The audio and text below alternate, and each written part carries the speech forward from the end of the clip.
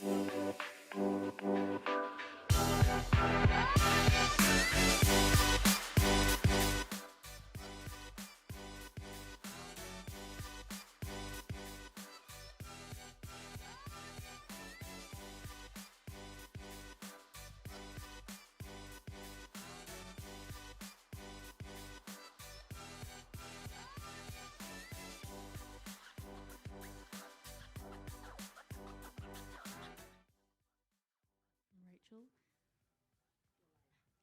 We're live, guys.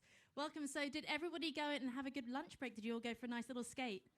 Everyone looks like they're still alive. Thank you. Remember to stay hydrated. So our first panel talk host is Yusra sorry, I'm butchering it already. Yusra Alageli. There we go. Right over here. Co-founder of Mama Skate CIC and Skate Parlour, Leicester's only indoor skate park. Can we please give her a round of applause?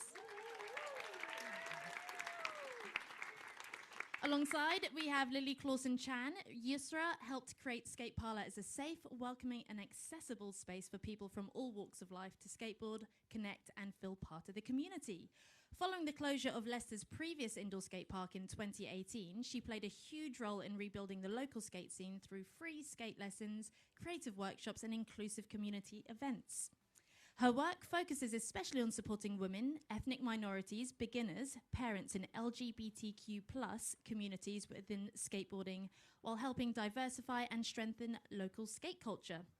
For Yusra, skateboarding is much more than a sport. It's a powerful tool for creativity, confidence, belonging and connection between people from different backgrounds and experiences. So again, please give a warm welcome to Yusra Alageli.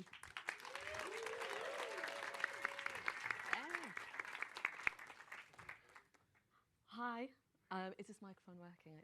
I feel naked without one. You guys are lucky because you have a microphone. No, I've got one. It's fine. So yes, thank you so much for the introduction, Sam. So this is our panel. So it's how to build a community project. And I have the panelists here. So firstly, we've got Huda. So I'm so sorry. I forgot a pen on the train.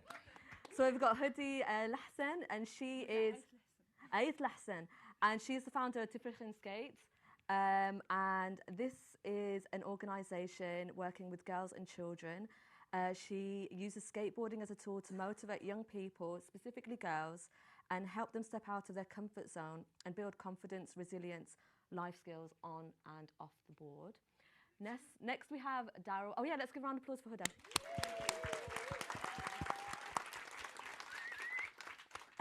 Next, we have Daryl Dominguez. Some of you may recognise him. He is a pro skater for Nike SB. But more importantly, he is a director of the organisation Push Philippines, which does amazing work out there for the young children and communities. He's been a sponsored skateboarder since the age of 15 and has spent over a decade working in the non-profit skateboarding sector. He co-founded Skate Nepal in 2016 and later Push Philippines. His work focuses on using skateboarding as a tool for community development, social impact and international collaboration. So a round of applause for Daryl.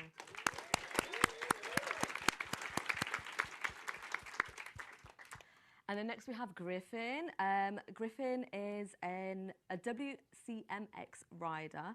It's a form of adaptive skating, and he runs an organisation called Trans Skaters, where they create a safe space for trans plus individuals to get involved in skating, regardless of their background, ability and experience. As well as skating, he competes in wheelchair rugby and is a full-time zoology student, which is awesome. And finally, we have Veronica Zamudia. Is that okay? And Veronica has been skating for over 20 years. She represented the country in qualifiers for the Tokyo 2020 Olympics. And she is the co-founder of You Can Skate, a project focused on empowering girls and women from Indigenous communities through skateboarding, where she works as both a coordinator and a coach. She is also a designer, a carpenter, a photographer, and founder of her skateboard brand, Verdad. So round of applause for Veronica. Okay, so to start off with, this is a question that I'm sure everybody will have something to say, so we can work through. What were the main challenges that prompted the kind of creation of your community group? I'll start off with Huda. She's nearest. What was the main barrier or the challenge that inspired you to create your group, Tifrich and Skate? So basically, I was the only girl skate in my hometown, Taroudant. I come from South Morocco, which is a small city called Taroudant. There is not a lot going on, nothing exciting, especially for women. And I started skating at 2019 when I was 15 years old, and it was really hard because nobody accepted me to be a skater girl. And the challenges I faced, that I got criticized from social, even from my family, unfortunately, but I can understand because my family are from an old generation. They never even been to school, unfortunately. So that was the challenge, in that I didn't had a safe space to skate in. I didn't have no girls to skate with. So it was really challenging for me, and I was like, this is not gonna stop me. I have to create something for the next generation, and especially for girls, to especially make them a safe place where they can feel seen and not feel shame from doing something different than social. It's okay to be different sometimes. And yeah, that was the challenge. So basically being the only girls and being criticized by social was make me push up forward and make a safe place for other girls to face the same problem that I have been through. Yes. With Push Philippines, I mean, I'll try and keep this answer as short as I can, but it kind of stems from, I used to be involved with what was called Skate Pilipinas, which is the sort of Filipino sort of international Olympic body for skateboarding. First as a skater for the team, and then secondly as a coach in the sort of latter 2 years of that existing. Originally it wasn't an opportunity for me that I was really that interested in, but I was approached by someone, I know maybe some of you might know them in the crowd, Anthony Claraval. He's like a really well respected figure in the skateboarding sort of like industry and world and culture. And so I was asked to be a part of it, and I took that as an opportunity. And I guess the short story is that like there was sort of constant tensions between what we wanted to do through that organization. Like we wanted to use it as a way to make skateboarding more accessible in the Philippines. And that was kind of met with a lot of sort of tension and a bit of corruption on our part. And like basically we just didn't have the best experience using that as the medium of which to do that. And so myself and Ant and a couple of other people that were also involved in Skate Pilipinas as like coaches, we decided to be really to sort of start Push Philippines and become really autonomous and make our thing about sort of giving back to skateboarding, because we are people that have, you know, had a life in skateboarding and are very sort of appreciative and grateful for that. So it's just a way that we're able to be able to pay that forward, essentially. So the main challenges were, you know, seeing that what we were passionate about sort of spreading and what our message was very different for the outlet and the organization we were doing that with. So then we started our own thing to become autonomous. That's basically it. That's awesome.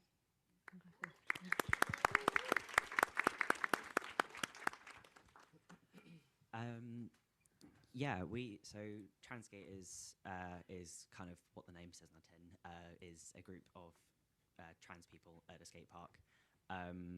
We noticed a lot that in skate culture there is a lot of toxic masculinity, and a lot of trans and queer people were feeling quite excluded in spaces. So wanted to create a space where that didn't happen, and where trans people, regardless of their ability to skate, could have a space to learn or progress in their skill.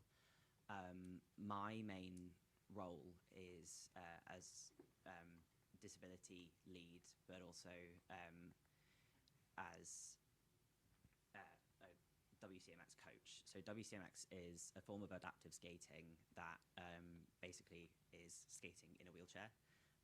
It's only been a sport in the last decade or so. It's not got very many governing bodies. It's yeah, really small worldwide, with most of it being across seas in America or Germany, and the UK scene is quite small, and there's a large crossover between trans people and disabled people, and a very niche crossover of trans disabled people who want to do thrill-seeking sports. I think disabled people are very often seen as fragile, or that they shouldn't take risks like everybody else, which just isn't the case. I think a lot of the disabled people I know are the most thrill-seeking people I've ever met. And so it was really important to give a space where people could have fun, get the adrenaline rush that able-bodied people get to do, no questions asked. The facilities for disabled athletes are really, really lacking, even more so for trans disabled athletes. And having the awareness and space to grow a community and for people to develop on their own skills and come to terms with their own disability as well was really important, and is something I take great pride in getting to participate in.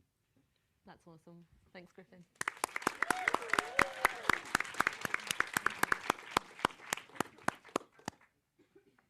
Hi, I'm still learning English, so I would like read this. It's a pleasure to be here with so many people who share the similar goals through the beautiful act of skateboarding. Thank you to Social Skate Summit for invitation. I'm here representing You Can Skate from Mexico City. We operate in the ancestral Aztec and Mayan lands. For me, skateboarding has been a way of understanding life. 30 years ago, when I first stepped on a skateboard, I was the only girl among boys. I didn't understand why my female cousins weren't allowed to go out and play. But as I grew up, I realized I was experiencing the effects of gender inequality. In Mexico, where machismo remains, simply existing as a girl in this space can be a huge challenge. Meeting other women who skate changed everything. Years later, in 2022, together with Belén Guzmán and Norma Ibarra, we continued the work Oyuki Matsumoto started in 2017. We started working on a new shared vision for You Can Skate, to bring skateboarding to girls and youth, especially in communities at risk or places where there is little no access to any sports. Our mission is to bring skateboarding to indigenous communities in Mexico. Currently, we work primarily with girls from Tzotzil, Mayan, and Otomi communities. Many of these girls are expected to help at home or to work from a very young age. Some others are pressured into marriage and motherhood during adolescence. Bringing skateboarding has been very rewarding but not easy. Convincing families and sometimes the girls themselves to try skateboarding is a challenge because for many of them, skateboarding simply doesn't exist in their world. There isn't even a word for skateboard in their languages. Their parents think that this is not for girls. For some of our students, stepping on a skateboard is their first experience with sports and interacting with public spaces for play. Through skateboarding, they can discover freedom, creativity, confidence, and the potential of their own bodies. With time, they begin to see themselves differently. One of our students once told us that if we open our classes to everyone, more boys would attend because boys are the ones allowed to leave home. That reminded us why our focus on gender equity is so important. Before we can create truly inclusive space, we must first ensure that girls have safe and supportive environments where they can grow at their own pace. The impact has been incredible. Parks that were once occupied only by boys and men are now filled with indigenous girls skateboarding. They have become role models for younger girls in their communities. They are the girls I wish I met growing up. There are still many challenges: economic barriers, lack of healthcare access, racism, classism, gender inequality, and machismo. But seeing the confidence and empowerment skateboarding brings to these girls makes every effort worthwhile. Our dream is a future where everyone can share this space equally, and where more indigenous girls are not only skateboarding but also standing in places sharing their voices and stories the same way I am here in another world, in another continent with you all. Thank you.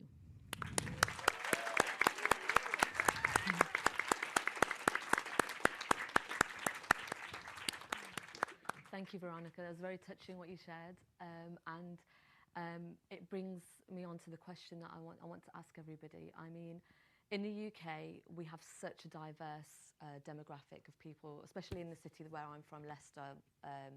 There's many different races and cultures, and in fact, ethnic people are a majority rather than a minority. So with that, I wanted to ask the question, because obviously we've got Morocco, Philippines, we've got Mexico, so just focusing on these kind of communities with their own traditions and ideas. How do we balance skateboarding and bringing skateboarding to these communities and these cultures while still respecting what the participant might be going through? So is there anything you've had to kind of learn or understand or adapt to accommodate the local traditions? Does anybody want to go first? Or So I think to create a safe skate place for everyone to skate, including respecting the culture or like the people, it needs a local person first. A local person from that place knows the community, knows the people, knows the culture. And I think skateboarding has not something that break culture or like change culture. It's actually the opposite. Because we got to live with different cultures, we got to skate with other people from different cultures, different things. So I think actually skateboarding has a power to connect people through different to different religion, to different cultures, to different things. For me, also I had this challenge when I first created the Tifrachin Skate and started doing workshops, like voluntary. I started calling the girls from like neighborhoods near, and I'm like, you wanna go skate? Some parents see it as a European or boys thing, which is not allowed for Muslim. But you know, with the time, with the workshop, and we also during those workshops, we talk about the benefit of skateboarding and how it can change lives. And with time, I become a role model, because you know, when a parent come to the skate park and see actually people laughing and skating, instead of doing bad things like drugs, etc., it gives them a hope that is not something that breaks culture or breaks religion. It's actually something that brings people together, which is a nice thing. So we can live in an environment where everyone respects each other, and like I said before, it's nothing bad with being different, you know. So I think for me, I had that in the beginning, like people saying skateboarding is not for Muslim and it's like more European culture or like American culture, etc. But with time, they understand. You just need the effort. You need to show up there and still do what you do even if the whole world was against you, and prove that skateboarding can have a social change, which is true. Because I survived because of skateboarding, because at one time I was depressed. I was thinking that I want to end my life because nobody wanted to accept me. But I accepted myself, and I believe in my own things. So with time, now parents are actually open. They come to me, they go like, Muslim parents, I have like hijabi girls in the session. They are 12, 11, and they go like, this is amazing, actually. This is a great tool to educate and stuff. So you just take the power and take the energy and the patience to showcase that skateboarding is not a tool that breaks culture or a racist culture or like a religion thing. It's more like living together and accepting the change. So yeah, you just need the passion and the power, and you need to showcase how skateboarding benefit the children, so the parents can trust you to bring their children over to the skate park. And then now I think people have understand it. But back in my hometown, it was really hard at the beginning, but now people are actually being like, oh, okay, this is a cool thing. So we got girls non-hijabi skating, we got girls hijabi skating, we got, you know, every kind of girls. We got every different religion, color. There's also some tourists who come and show up. So we learn how to live together and how to accept the change, and what I love a lot in my country, because we are an Islamic country, that we know how to live with each other. Even if somebody is in a different religion, we learn how to live together in the same environment without having to judge somebody else for its decision or life. Moroccans are very good for that as well. Thank you.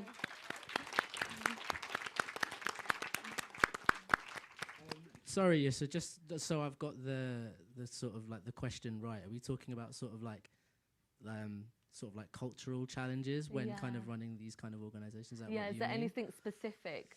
Say with you, it would be the Philippines, and I know you said it's made up of, you know, so many different islands. Yeah. Is there any specific challenges to do with society and the culture that you guys had to overcome? So I mean, none like not in the same way that like Huda's talking about, like not necessarily, but I think what I will say is like everybody that I work with at Push Philippines, we are all actually Filipinos, but were never brought up and like raised in the Philippines. So for us, it's like we got into skateboarding and obviously fell in love with the thing, and it kind of really shaped our lives. But we come from, our connection to the actual country is quite interesting, because we're part of a diaspora. We're like a diaspora of Filipinos, and kind of through Push are kind of using it as a way to give back to our sort of like motherland, if you will.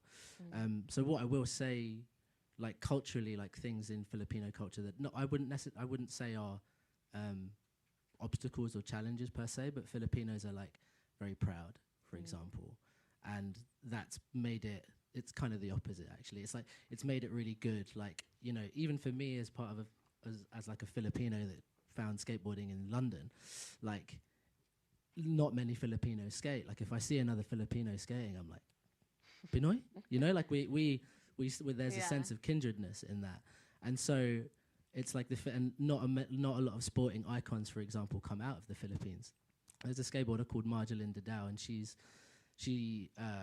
skates for New Balance and Red Bull, and she's the only Filipino skateboarder that makes a living from skateboarding. Yeah. And what's amazing about that is that she comes from a predominantly sort of like, you know, post-Spanish colonial country, like the Philippines, that is predominantly Catholic. She doesn't adhere to any real gender norms, and you know, she is our main icon, and she is our like skateboarding sort of idol. And so what's really good in terms of challenging gender norms in the country is that, like, you know, I don't want to get too much into sort of Filipino politics, but it is a very sort of like is run very patriarchally, and those values still exist within Filipino society. So she's a really good role model in the sense of like, you know, I am a girl. You know, she holds it proud. And so there are a lot of girls that skate in the Philippines, and that comes from like having, you know, it's that thing where like, okay, here's a Filipino skateboarder that's really come from like a very low income background. You know, she got into skateboarding because her mum was a street vendor and was at the local skate park selling food, like from a super low income family. and Margie would annoy people and like borrow their boards until one day all the local skaters were like, who's got trucks, who's got bearings, who's got boards, let's put a setup together and let's give one to her. And like, look at her, she is absolutely shining. So, and you know, to tie that back into Push Philippines, that's what we that's sort of our ethos. It's really hard for me to talk about what we do at Push Philippines without using Margie as like, you know, sort of the utmost sort of ambassadorial role to what we do, because she is an example of what opportunities you can create by just creating access to things like to skateboarding. Yeah. And you know, I'm not suggesting that what our aim is to be like we're gonna breed these like army of Margies who are incredibly talented skateboarders, but you know, like just to have some kind of access to the culture of skateboarding where you can get into videography or photography or, you know, everything that puts us in this kind of room today. There's an aspect, the skateboarding is this thing that ties all of us together through a whole myriad of different sort of things that draw us to it. So so in terms of like challenges, I feel like the challenges that we face culturally aren't really there, and the fact that Filipinos are so proud is that, like, you know, those kind of like people like Margie, they only just get amplified. You know, I visit family that like say like Filipinos that live in Malaysia, and they're like, oh yeah, Margie Linda Dow, she skates, and I'm like, amazing. That's like someone here being like, oh, I skate, and you know, to someone I don't know, like in the pub, and they're like, do you know Tony Hawk? It's like kind of the same thing as that. Do you know what I mean? So, you know, I mean, what we do at Push is to create the accessibility. And to bring it back to Margie as well, she's like also a big part of the reason why skateboarding is so popular in the Philippines as well, amongst a really big like demographic of different sort of ages, genders, like different backgrounds. And so like she's like an ambassador. When we do our donation drops at different parts in the Philippines, like she often goes to all of them because like she sees the value in it, because she was that. You know, like hand-me-downs are how she started skating. Yeah. She skated her first contest on hand-me-downs. Then she went to the Asian Games and she won. Not on a hand-me-down, but she was sponsored by them. But you get my point, right? It's like it starts somewhere. Like we can plant these seeds kind of in lots of different ways. And it's like, it's also why we're all here, you know? So, sorry, I'll try and pull it back to the question. So in terms of cultural things, and as well with the Philippines, it is actually quite westernized in a lot of ways. So there isn't really the same barriers in terms of like religious barriers or gender barriers. I think the gender barriers are still there, very much so, but I think that it's very much in the swing of like, you know, like we've done donation drops in the Philippines that have been specifically for female and trans skaters, and there was a relatively big turnout, and it was in the city of Cebu, which is sort of the second biggest city in the Philippines. And it just goes to show that there is some acceptance there of like, you know, I've always been like, you know, a bit of an advocator of like skateboarding being a way that we can break through a lot of the like traditionally perceived barriers that are there. Yeah. And I know that's not always necessarily true, and there's always things that we can be doing to like address those kind of issues a lot better. But I think the Philippines, but at least from my eyes, is like on the right track to kind of having the right conversations and kind of like building a better ecosystem for skateboarders as like a whole. I think that's me. Yeah. Thank you. This mic. Thank you. Yeah, I think trans skaters are quite lucky in that we are based in London, where there's a very, very diverse culture. A lot of people from a lot of different backgrounds, and on the whole, people are quite accepting of the various backgrounds. One thing that we have noticed is that we run an annual retreat where it's a weekend where we stay at a campsite that's got a skate park built into it on the Isle of Wight. We're running it for a third time this year. It's been a huge success so far, but the Isle of Wight and where I'm based in Hampshire is a lot less progressive than London in terms of accepting culture and, as a byproduct, accepting trans people, queer people, disabled people. And so whilst London itself is, I've not had as many issues, you know, day-to-day life. In wider parts of the UK, it can be, not as progressive. And that's where I want to continue to do work outside of London, and how we want to continue to expand to other cities, continue doing our retreat on the Isle of Wight, and not take it somewhere so close to London that we're not encountering barriers. But the point is to break through the barriers that are there, and that's why our work exists. And so we need to keep going out to the places where there's not as much, acceptance of other cultures, so that we can teach people, we can encourage people to learn, get more people into it. Particularly as there's a lot of people who will have their identity suppressed because of the areas they live in. I don't think I would be as proud of who I am if it weren't for growing up in London and having regular access to groups like Trans Skaters. And there's, you can go out into London and find hundreds of queer trans organisations, events, but out in Winchester there's maybe one a year. And people have to outsource and go to different places, and not everybody has the financial availability to do that, or the physical ability to do that. Not everybody can travel hours and hours to get to an event. I'm lucky I can drive down to Trans Skaters once a month. But there are a lot of particularly disabled people who want to get involved in an organisation like Trans Skaters, but physically can't because they don't have the support to leave the house. Oh gosh. That's where a lot of our work comes in, of trying to break through financial barriers.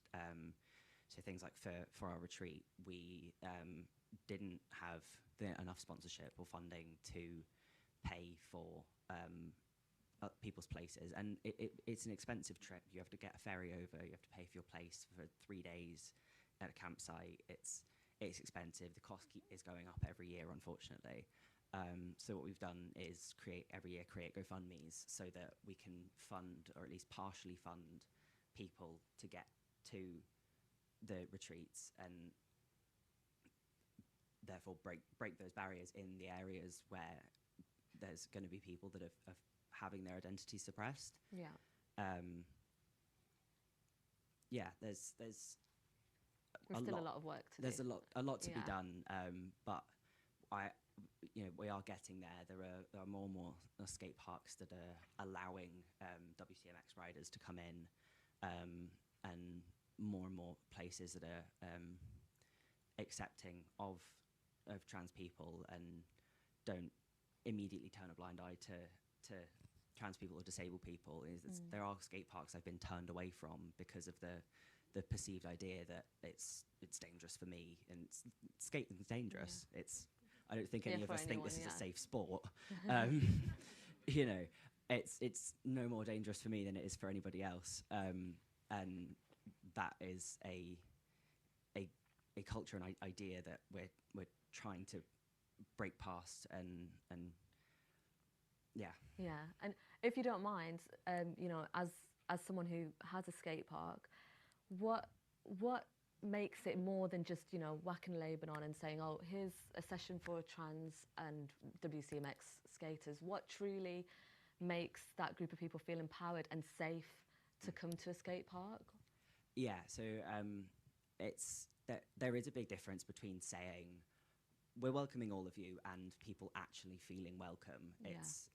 There needs to be effort and stuff put into allowing those people to feel welcome and feel like they belong in that space, because it's all well and good putting a sign up, but if you invite disabled riders and disabled skaters to an event, and the skate park's great but you don't have a disabled toilet, then nobody's going to come back. It's not an accessible space, and it's the same when it comes to trans people and queer people. Of if you do a trans inclusive skate session, but your toilets are segregated by gender, and there's very much a pressure to use a bathroom assigned by sex, and it's going to stop people from wanting to come to these events that are meant to be inclusive. Yeah. I think there's skate parks have there's a lot of skate parks that need developing if they want to be open to WCMX riders in particular. Of not a lot of places have the infrastructure for a disabled toilet or other accessibility features like ramps and and direct access, things like that. Like, so we run our sessions at Basic C6, and it took a really long time to get so there's 2 steps that go into the skate park, and it took a really, really, really long time of me being there every single month, reminding them that we needed a ramp to get into the skate park. And that's quite ironic, isn't it? Yeah. That they can't get the irony is not lost on me at all. And since that ramp has been there, more people come. And if you don't have there's this idea that I don't ever get any disabled skaters, so what's the point in making my space accessible? And it's because your space isn't accessible is that you're not getting disabled people. Yeah. I'm not going to go somewhere if I know that I can't go to the bathroom in a 4-hour skate session. Yeah. You know, it's if you open your space and put in the effort into making your space accessible, making your space feel welcome for trans people, you will get trans people, you will get disabled people. But until that effort is put in prior to them turning up, and that those issues need to be sorted beforehand, before it becomes a problem. And look, not everything can be thought of ahead of time. Mistakes will happen. Things will slip through the cracks. We do it at Trans Skaters. Of the first year of our retreat was an accessibility nightmare because a lot of stuff slipped through the cracks, and we've worked on it now. And since working on it, we have more disabled skaters that are coming to our events and coming to the retreat. So yeah, putting the effort in prior to advertising your space as welcome to everyone is what will make making it welcoming for everyone. Welcoming for everybody. Yeah, thank you, Griffin. Thanks a lot.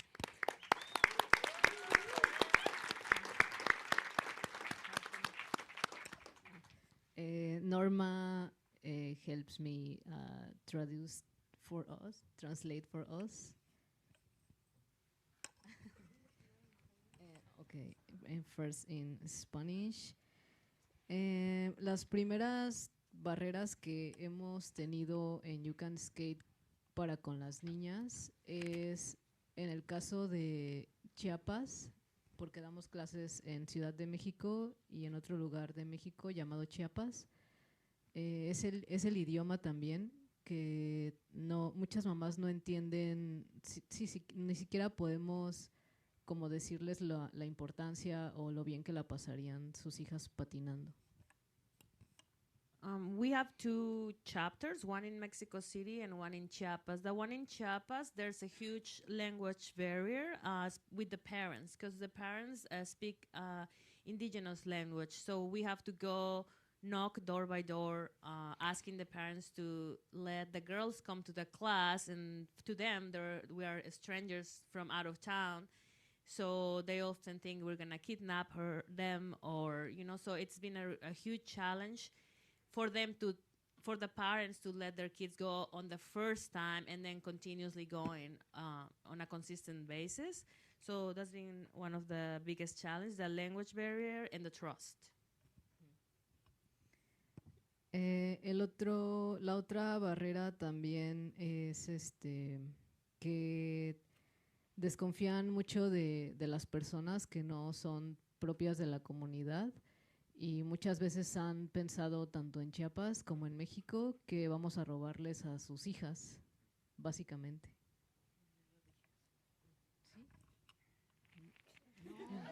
I kind of say that, but yeah, it's like the trust of they think we're gonna we are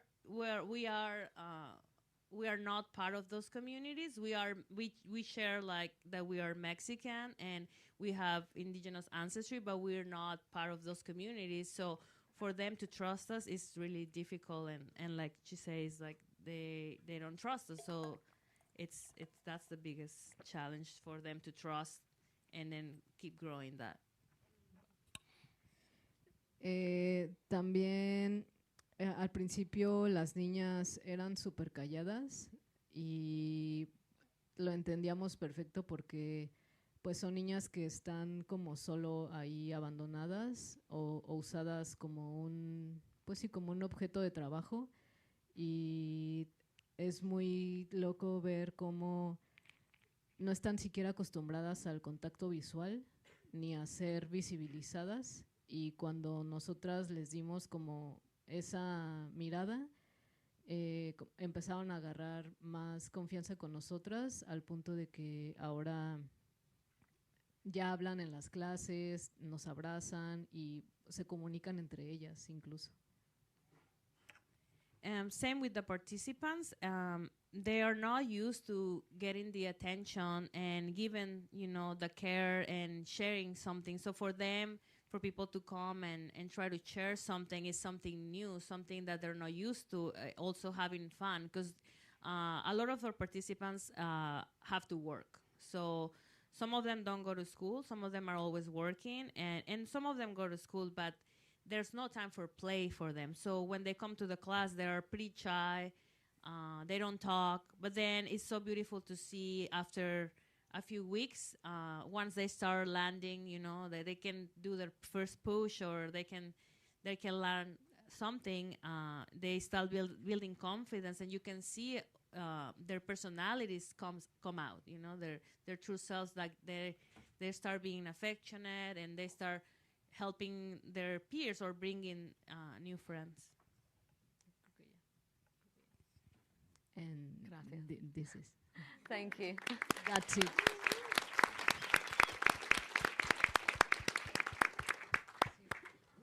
So just to round things up, I think an important thing that everybody would want to know in terms of building a community project is how to sustain it and how to sustain that long-term impact. I know a lot of you work voluntarily, you might not get paid for what you do, and it's just purely out of the love and the passion for the sport. But how can you make a skateboard project sustainable for the long term? If anybody can go first, we don't need to. I don't want to be right there. I'll go first. So Transgators has been going for 3 years now, and we have an incredible team of volunteers. I have a group of the people that run it are some of my closest friends, and all do it out of, like, as you said, the passion for the sport and for the community and for the work that we're doing. It's having connections with other, whether it's skate groups, whether it's queer organisations, disability organisations, has been a huge help. Mainly in terms of things like funding, of having connections with brands that are willing to sponsor or to promote. You know, some of our first ever sort of earnings were done off of doing like raffles from donated stuff from skate shops, of getting like a couple decks and being able to hand them out at skate sessions and do raffles for them, and then building those connections and building bonds with other organisations and projects and events like this, where everybody can input from different angles and give feedback from an outside perspective of how your organisations can grow. And we, you know, whilst Transgators is one of the first in the UK of its kind, if this were the first monthly event in London, at least at a skate park in London,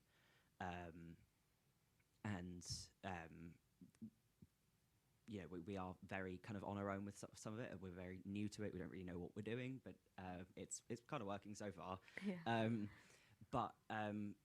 You know, we've still been basing everything we do off of other groups and following in the footsteps of groups before us. And whilst there wasn't, you know, a Transgators before 2023, there were queer skate groups. There were groups of trans people meeting up and skating together. You know, this isn't trans people on skateboards or roller skates or WCMX isn't a new thing. Yeah. And so yeah, we're following in the footsteps of a lot of great work and basing what we do off of that. Yeah, I volunteers is the main reason we are kept Yeah. going. We could not do anything that we do if we didn't have a team of very dedicated volunteers. And I think the other thing is, as I said, connection from brands, but getting things like sponsorship and stuff like that is vital to keeping going. We wouldn't have been able to run our retreat last year had it not been for sponsorship from a company called Field. Do you find it quite difficult to get sponsorship? Yeah, Because so- it can be tough, and I can imagine every non-profit is emailing all these sponsors like, please help us. That we do So have. yeah, it doesn't always come through, does We it? do have a Rolodex of people that will email every time we need something to be like, can Little you black help us book out? of But contacts, it's- yeah. Yeah. Yeah. It doesn't usually work. We've just got to, quite frankly, we usually get a, no, we can't help you, sorry. Yeah, it's that, here we go again. The next person. Yeah, but it's, keeping going, having those personal connections with Yeah. people really makes a difference.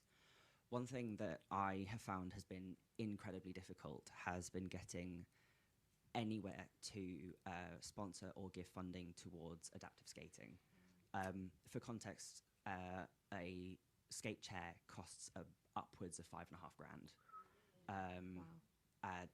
There is 4 manufacturers worldwide, none of which are in the UK, and there are so far no disabled sport grants that will fund a WCMX chair. There was one in America, but it stopped funding full chairs now because it's too expensive. Oh, wow. Every brand that I've reached out to that's sponsors skaters has declined sponsoring WCMX because it's too new of a sport. It's too new. We don't know if you're going to get success.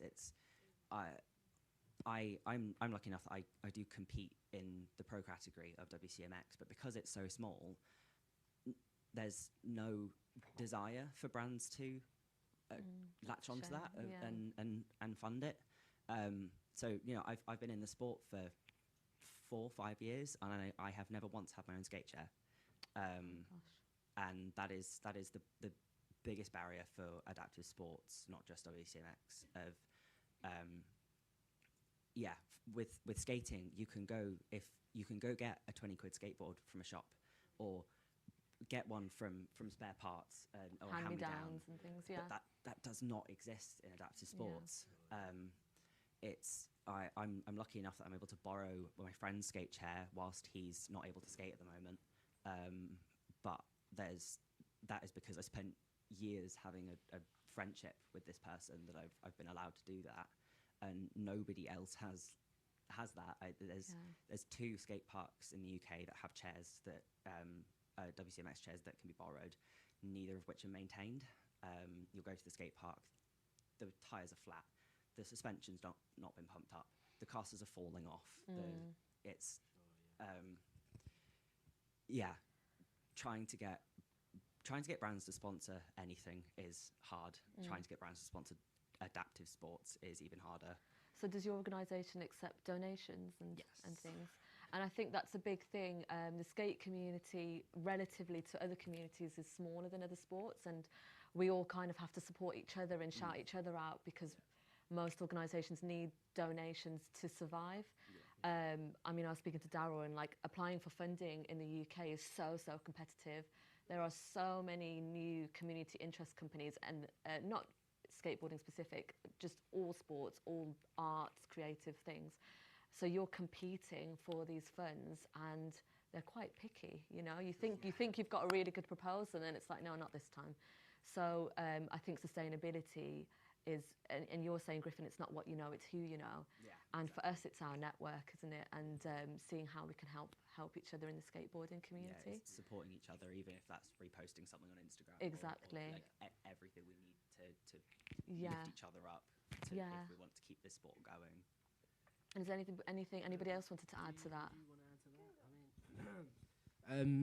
I mean, so similarly with Push Philippines, it's like Griffin says, it's like you have to have that team of people behind you and you're all on the same page, and also very transparent about, because that's the thing with like doing something that is like based out of a passion, where you still need to hold some sort of like professionalism in the way that you carry out what you're doing, even though what you're doing is very much a labor of love, right? So it's like, it's also being very transparent about how much everybody involved is willing to put into this thing and how dedicated they are. And thankfully, the people that I work with at Push are just, we're all very invested in like trying to like give back to skateboarding and give back to the Philippines. And, you know, we have our, you know, it's a way that us as Filipinos, part of a sort of foreign diaspora, can connect to it.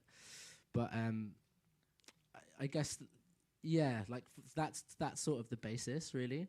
And making sure you have like a team of people that really communicate, so that you're really transparent, because, you know, you will need to lean on each other quite a lot.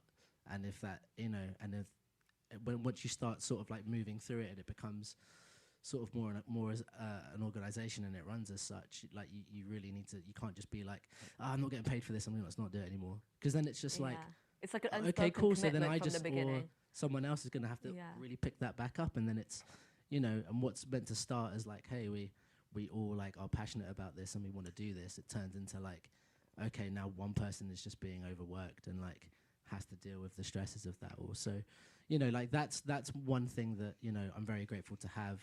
And for Push as well, it's kind of like, I feel like for what we do deliver, it doesn't cost us a lot to provide the kind of service that we do. Like, we send 4 balikbayan boxes to, just for context, like balikbayan is basically means Filipino overseas worker.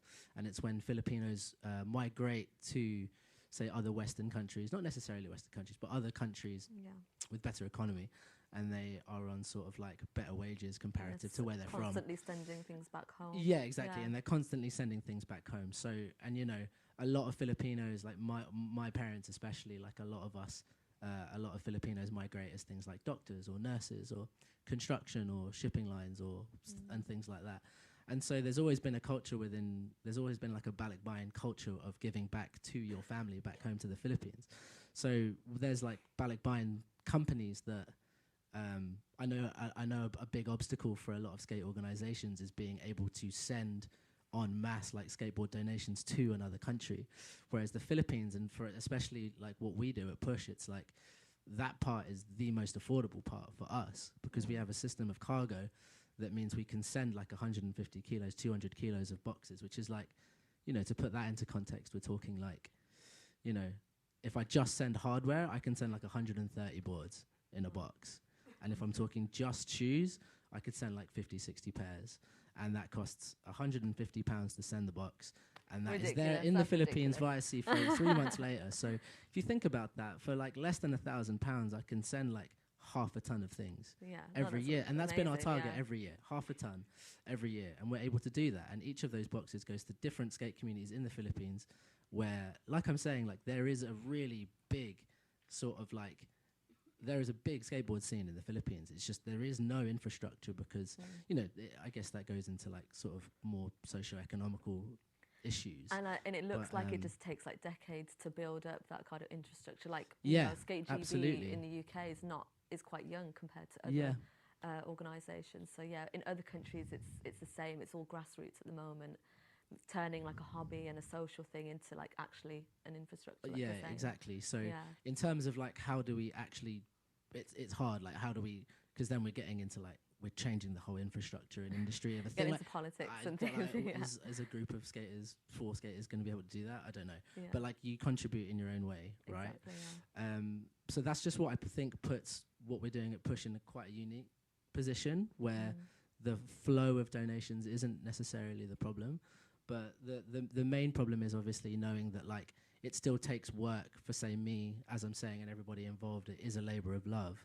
And like, you know, we still work our jobs. We still have things we need to do. the outside of this thing, but Yeah. what you're running is essentially a whole operation.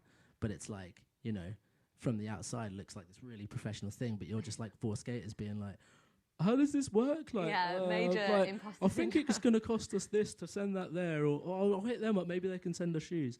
And so, you know, like, I'm really grateful to have like sort of like a wealth of connections within skateboarding, and, you know, having been in the skateboard world for like since I was a really kid, like a tiny kid.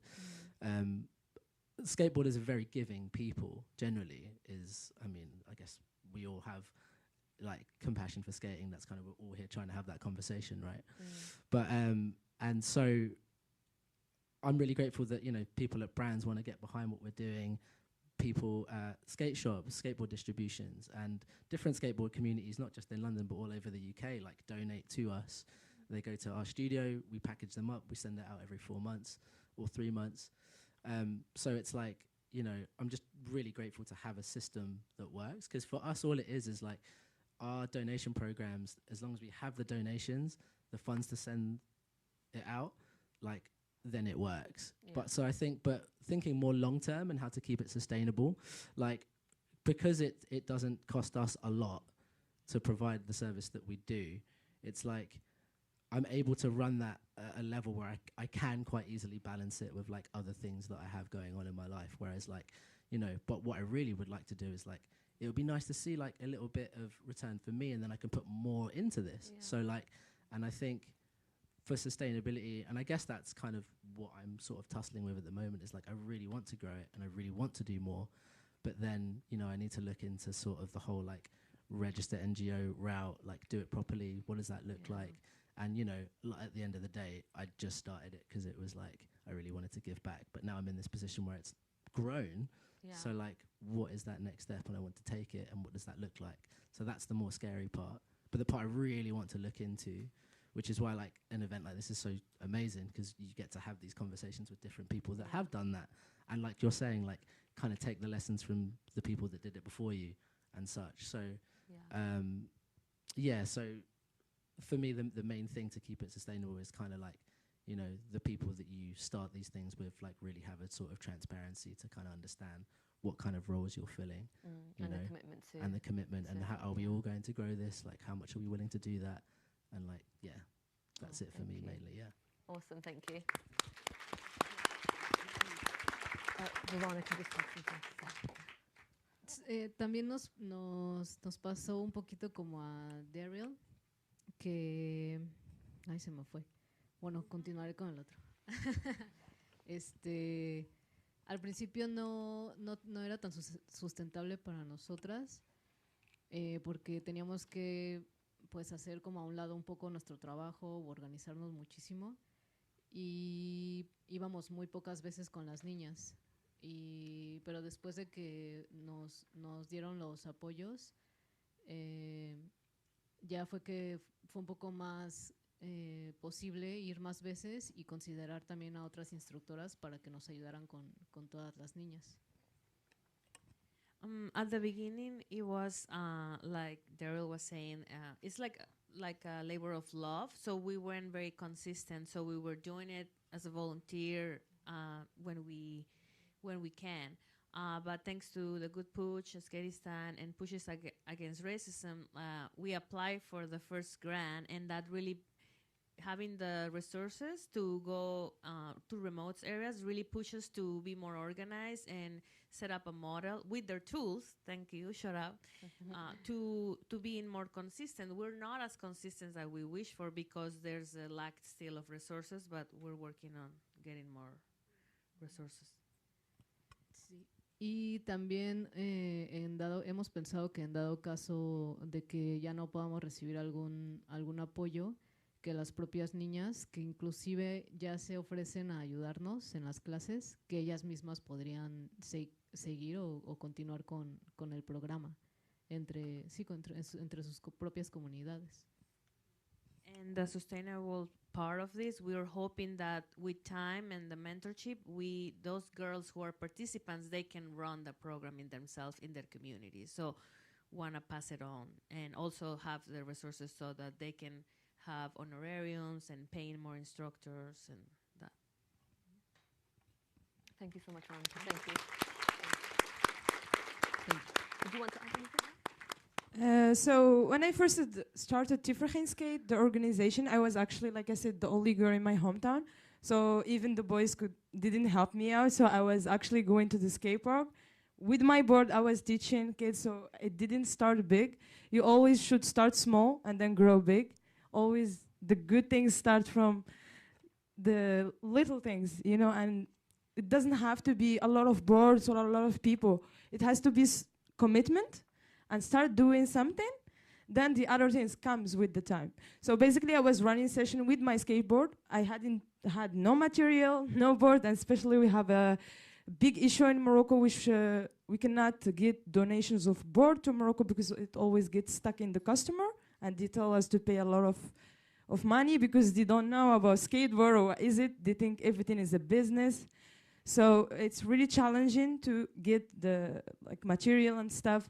So like the first 1 year, I was just going time to time, every weekend to the skate park, teaching with my board, inviting the girls, said, I was like knocking on doors and like, yeah, you want to join? There is a girl session, this and that.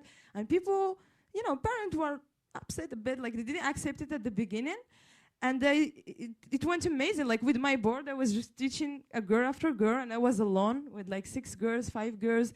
Then it grows a bit by a bit. Then in 2023, I got a little funding from the Good Push, and I did an amazing first big event in Taroudan, the small city, which never happened in whole Morocco, even the capital.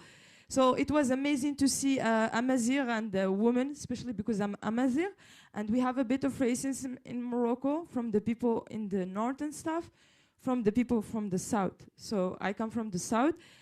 And I did the first successful girls event in Morocco.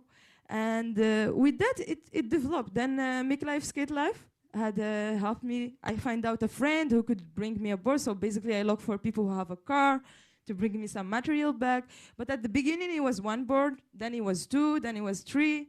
Then 4. Then I have around 15 board. So what I want to say, a phrase that I say always, like success comes from suffering. So basically, you start small and you grow big. Like what I want to say to people that want to start a project, it doesn't matter about the funding, about the money, or about anything. The only thing that matters is are you willing to commit, are you willing to put the energy and your time on it.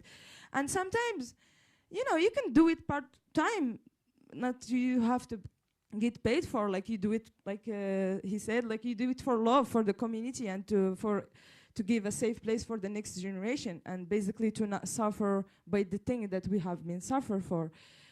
So now, like I do workshops, I get friends that get me boards and stuff, but at the beginning it was really like small.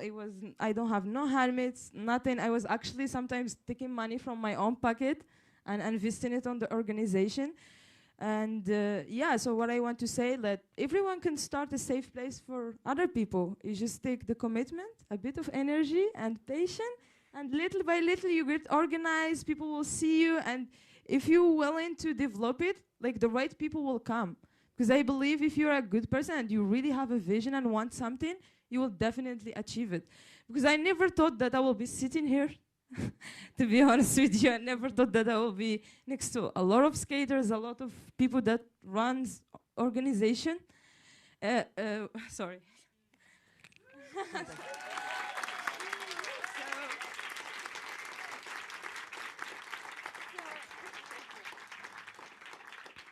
So basically, it's a huge step for me, you know. I never thought I will be like a role model. Now, like a lot of girls look at me and goes like, Huda, you're amazing. We want to grow up and be like you. And, you know, it really make me feel something, because at the beginning, nobody trusted me. I didn't have no funding when people goes like, take a board to run workshop. I was just doing it all by my own. And then after it develops, I get some friends who want to help, like volunteers. They go like, yeah, we want to come help you to the workshop. Even boys now, they are teaching other girls and being open for girls to skate. So I'm really proud to have changed a lot, and I'm really proud to have be where I am today. And the most important thing that I have made female skate, especially in the south, and especially Amazigh culture. Like I told you, in Morocco we have Moroccan Darija, which is a Arabic dialect in Morocco, and we have Amazigh, which is a different culture. So people in the south they have different. So Amazigh basically they were nomad people living in Morocco, and they were like anti-system people. So basically they travel, they live within communities and stuff.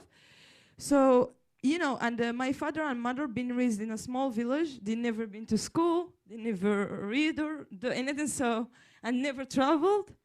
So, I come from a really hard background, but didn't stop me like thinking I need that or that. I was like, I can start with my skateboard, and then it developed. Right now, after the organization, I work with the CGF Morocco, which is a local branch from Concrete Jungle Foundation, and we work in a collaboration with the charity at Children's Home. So basically now I teach children not just skateboarding, but I teach them life skills. And those life skills, I learned them through skateboarding and through the suffering. Like the first phrase I say, success comes from suffering, always. And I can see it's changing. There is more little girls skating, big girls skating. I mean, it's not a lot compared to Europe or whatever, but at least you see the change, from 2 girls in whole Morocco, 3 girls in whole Morocco to like 10, 15, and it's developing. Unfortunately, we are not seen as we should be. Like we don't get like the same what he was talking about, like funding and support. But sometimes you just take it from your own a little bit like that and this, and make something happen. You just should make it happen. And the thing is, for people that want to create a project, don't think about the negative thing, like the challenges. Always think about the solution, because if you start thinking about the challenges never gonna finish. They were always there. So basically thinking about solution and starting small from your own, what you can provide. Don't go crazy, don't push yourself too hard. Like if you can just go through the weekend to the skate park and offer a little workshop, that will be great. Then you can little by little manage it to go like 5 days per week workshop. You start small and you grow big. And I want to thank everyone for this opportunity, because it really means a lot to me, and I have learned a lot. And I'm willing to get back to my country and give this knowledge and tell all the kids and the girls about how many amazing people I met. And yeah, it's just start small and grow big. Shukran, Habib. Shukran.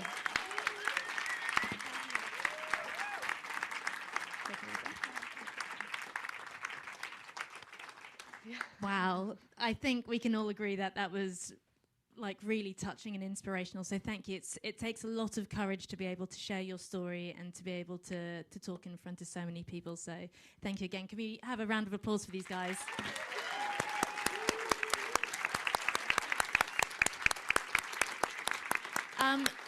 So we have run over just by a little bit, so we only have about 10 minutes for some questions or comments. So I will be floating around. So if anybody has anything that they'd like to add or to ask, I will come on over. I see my first person. I'm coming.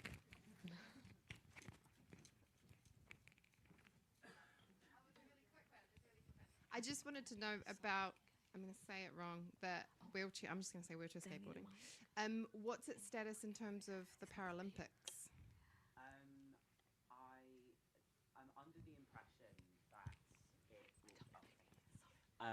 I'm under the impression that it is in discussions with the Paralympic board into being into the Paralympics. The difficulty is that to be in the Paralympics, I believe you need 5 national teams. So 5 separate countries have to have a team or an athlete that they can put forward. And I think that is getting there, but I can't be 100% sure. Again, with the lack of resources, it's quite difficult to create a team, particularly in any country that's not as privileged as the UK. So hopefully one day, hope to get there one day myself, but yeah. So Canada has one, US has one. Yeah. Let's talk after. I probably can get you 2 other ones. I believe he's not here, but there's David from Germany is here. He has the German team. Oh, he's not there. There we go. Yeah, there's people in Germany, and there's some in Switzerland as well. And I'm sure there are more people around. It's just, a case of getting everyone in contact with each other. Hi guys, I just wanted to say thank you so much for such an insightful discussion. I wanted to kind of comment on what Huda shared. Thank you so much. I'm so sorry it was so tough for you to get where you are, but really proud of you and everyone on the panel. So I'm from an organization called Skateistan. We're a bunch of Muslim women skateboarders. I just wanted to kind of think out loud and in terms of, I know you mentioned it obviously in Muslim countries, you feel like, okay, they're not understanding, etc. But I'm so conscious about how a lot of these Muslim countries themselves don't actually know much about Islam. So a lot of these, what we found helps in terms of engaging with those parents that might feel like, oh, is it allowed in Islam? It is allowed. They themselves don't realize because perhaps they haven't even opened the Quran themselves properly. Unfortunately, it's true. In a lot of our countries, they aren't educated in the religion. And in fact, when they start educating themselves in the religion, they realize, actually, no, this and this and this is all allowed. So when we start speaking from that lens, they get shut down because they can't fight with that. When you're like, actually, in the Quran, it says this, this, this.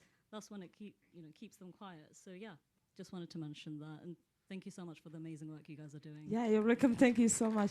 And just to mention something that you say, that actually in Islam, like there is a thing that it encourage the children and the people to do sport. So it's just about it's not about the religion, it's more about the people, because they think, it's fine to do sport as a swimming, as riding a horse, that's fine, but going on a skateboard, that's not fine. But it's actually the same. So Islam is motivating you to move your body. It's not something bad that if you are doing any kind of sport or movement. So I hope people can understand, like you say, and get more education on that. Thank you. Hi.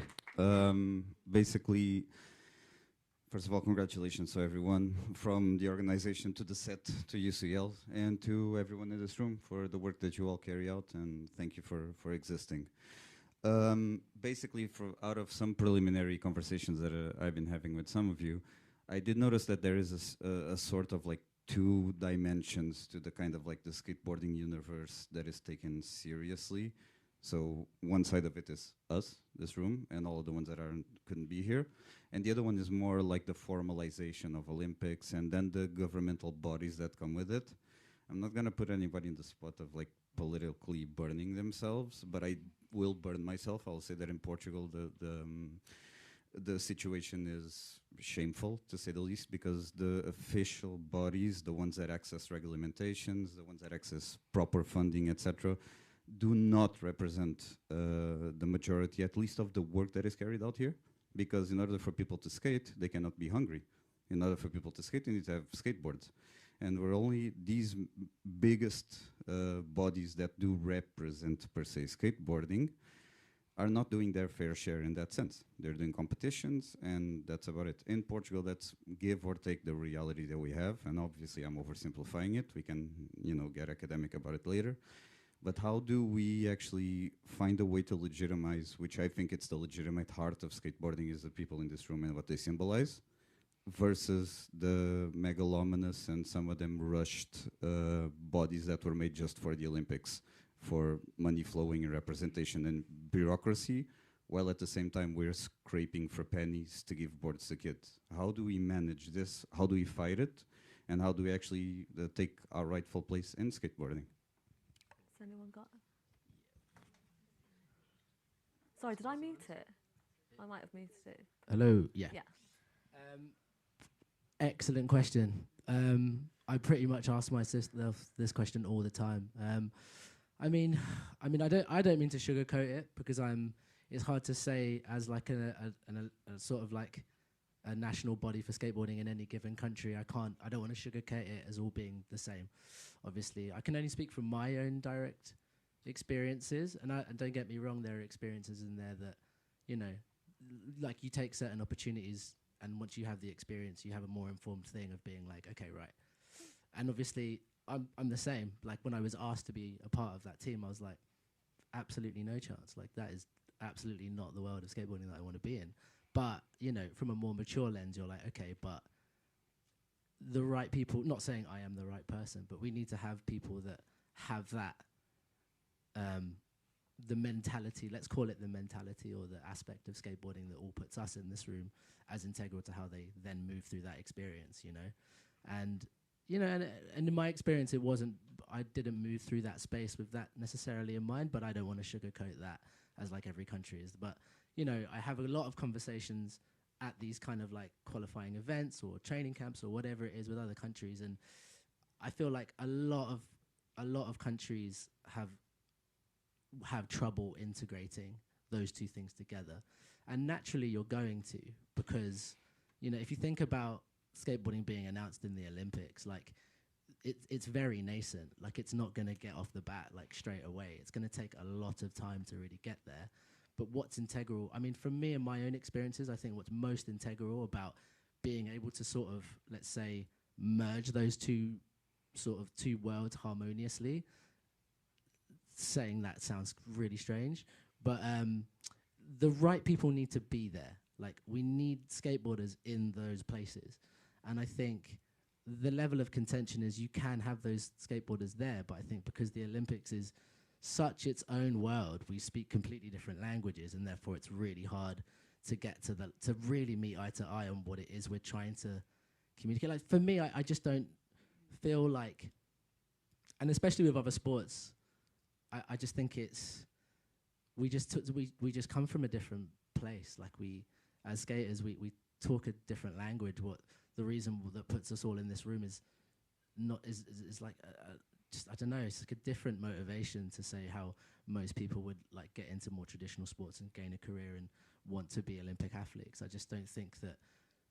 And what's kind of crazy now to me is that, like, you know, it is very possible that, you know, kids get into skating and they do want to be Olympic athletes. And I'm not necessarily even saying that's a bad thing. I just mean that it's wild for me and us, probably because we come from a totally different generation of skateboarders. But I don't really have an answer to that question, but I think about it all the time. And I try and have it with people. But I think you just have to have the right people kind of, I guess, fighting for it, you know?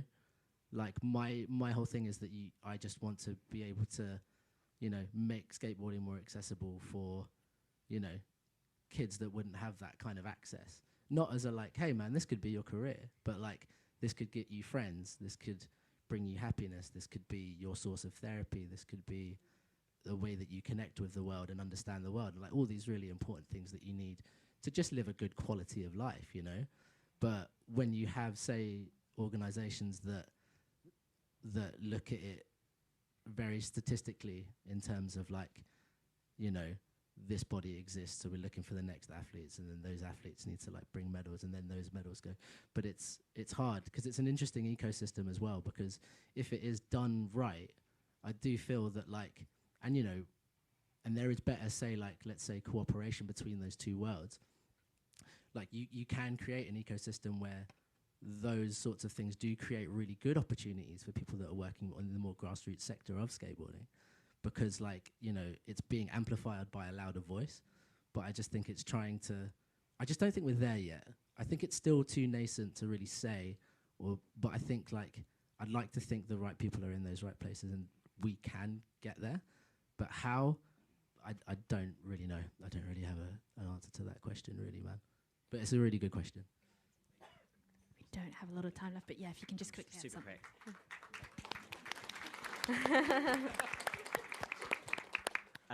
Just following on to that one, I think all of us in this room need to be the change we want to see in the skateboarding community. We have an amazing room full of amazing people, all who have collectively a lot of push in the skateboarding universe world. And if we collectively make noise, push for the change we want to see, we can make it happen. It has happened historically with other political things not relating to sports, and has happened with getting skateboarding into the Olympics. And if we collectively work together, keep that community building, and use our platforms to be as loud as possible for the change we want to see, we will get there. And locally, I feel like Skate Nottingham are a really good example of that, because they push, and every year their council build a new skate park. I mean, in Leicester, that took 5-6 years for our council to build a skate park. But unfortunately for the skateboarding community, a lot relies on, you feel like it relies on you personally, and like it's quite heavy. So you've got to have your community and say, look, this is actually what the commitment is and this is what it entails. It's hard, and we've just got to keep pushing. We can take it personally, but then take it personally with other people. Yeah. Amazing. Okay, guys, so we will be breaking for about 15 minutes now. So just want to say thank you to our host, Yusra, and all the panelists here. And of course, thank you to you guys. Thank you for your engagement. I know it's a hot day today. Make sure you stay hydrated. Thank you for your engagement and questions. In the break time, please continue the conversations outside. We've got raffle tickets still on sale, so make sure you head over to our socials. If you are going over to Bay 66 tonight for our social and networking, make sure you also do the waiver because it just speeds things up. But we will be starting our next panel talk at 3:40. So if you could be in like 5 minutes beforehand, it just means that we can kick off on time. So thanks, guys. There's another panel. There's another panel. Oh my God. In a world of endless crises, we will never stop pushing. War, inequality, displacement. For millions of children, resilience isn't a choice, it's survival. But Skateistan exists to give these young people the spaces and resources they need to learn, play, and shape their futures, to build resilience through play. We work with grassroots partners in over 50 locations around the world, with a special focus on girls, children with disabilities, and those displaced or out of school, with programs built by and for their communities. And if we know one thing, it's that true resilience is built through play, through learning, through pushing again and again.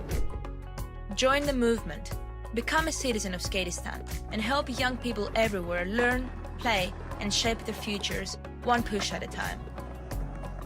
Never stop pushing. Donate now at skateistan.org. Hello, and welcome to Citymill Skate. What is Citymill Skate, you're probably asking? Citymill Skate is a project to research and create ideas for skateable architecture to become part of the new University College London campus, being built on the Queen Elizabeth Olympic Park in East London. Due to open in 2022, the new UCL East campus will house state-of-the-art facilities and aims to create new ways of learning by breaking down barriers between different subjects.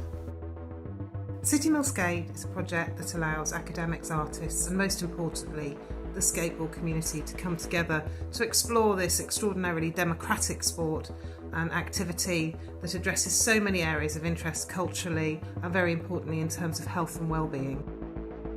We want to transform the spaces of the campus and open them up to a broader spectrum of potential students.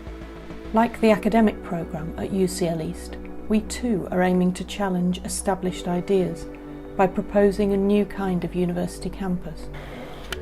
One that creates spaces and architecture for skaters of all ages, genders and abilities to enjoy.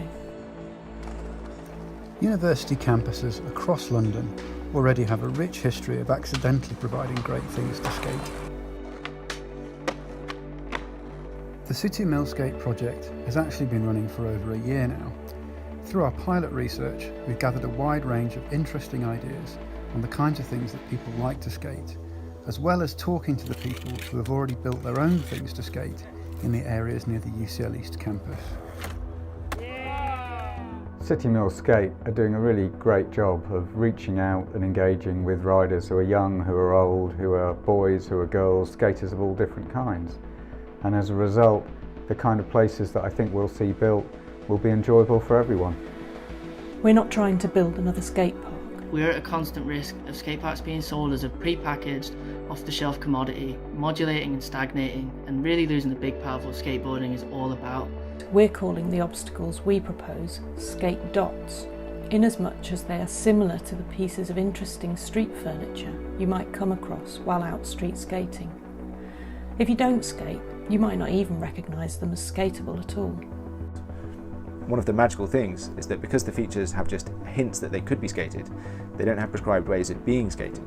They're open to interpretation by anyone and everyone, and this makes them much more welcoming and egalitarian than a conventional skate park. We want the final obstacles that come out of the Citymill skate research to be more like a series of connected dots, running through the landscape of the UCL East campus, almost like a nature trail or a sculpture park. But to do this, we need your help. The idea of what a skate dot could look like is pretty new. The next part of our project is to see what you think makes a great skate dot and how these could work within the final UCL East campus. We have an exciting programme of workshops and events planned for later this year to help us answer these questions. So please visit citymillskate.com and give our Instagram a follow at citymillskate for updates on what we have coming up. When I skateboard, sometimes it feels like I'm flying.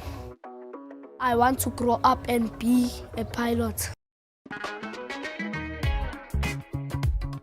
Skateboarding is my favorite thing because it doesn't make me think about the bad things. We're not there trying to create like professional skateboarders, but more we're trying to create responsible adults who can make wise decisions. Skateistan is a place where you can have a lot of fun. I am a citizen of Skateistan. I am a proud citizen of Skateistan. I am a citizen of Skateistan. I am a citizen of Skateistan. ខ្ញុំជាសមាជិក skate របស់ Skateistan.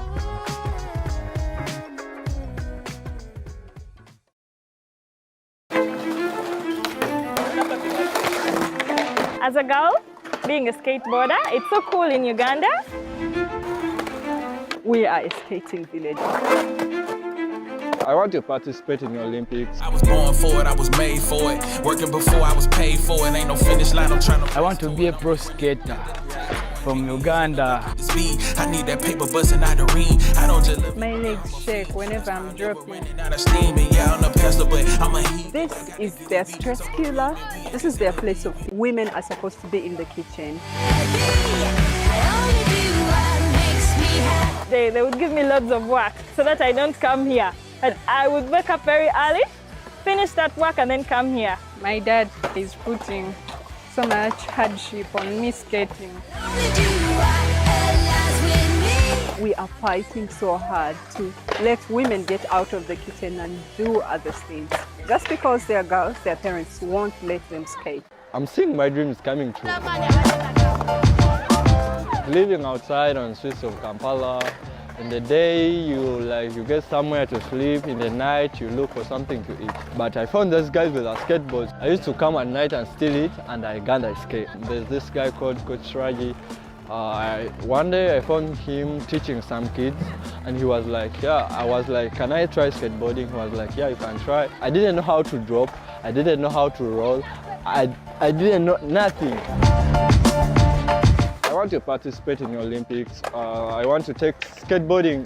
You got a skateboarding scene somewhere, but the skate park is helping me in many things. I'm seeing my dreams coming. I want to be a pro skater from Uganda, my motherland.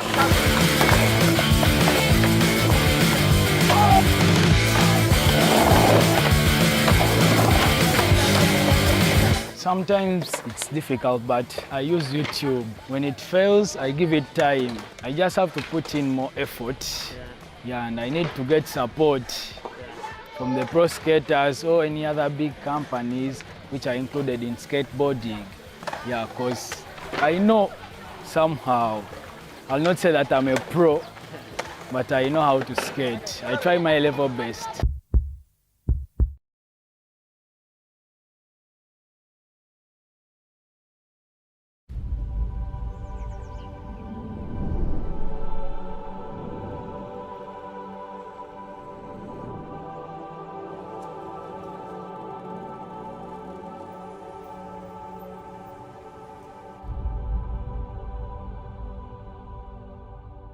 خوب است، خیلی فایده داره می ورزش ها، می اسکیت، می کارهایی که می دخترها میکنن خیلی فایده داره برای مردم که می کارها مهم است. برای دخترها هم باید اجازه باشه که ورزش و گپا را بکنن. به نظر ما واقعا در افغانستان یعنی در مزار به خصوص در تمام افغانستان زندگی کردن مشکل است. خانم هم قسم باشه که زیادتر در خیابان آزادی می باشه که در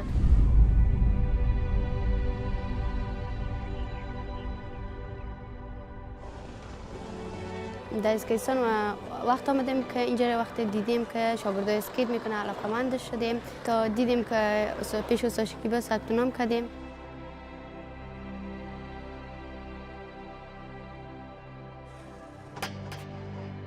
یک تغییر خاص آورده و همون قسم جرأت چیز آورده که ما میتونیم اعتماد به نفس ما رو بالا ببریم و همین که ما هر ترکه یاد میگیریم.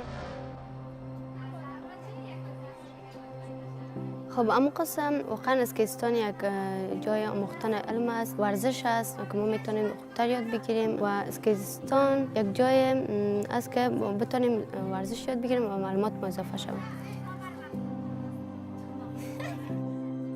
که درس میتونن اما قسم خودشان هم بیشتر میآموزن، اما قسم به شاگردا هم زیادتر یاد دادن میتونن. اسکیت هم اما قسم استادای بالا داریم که بر ما یاد میتن.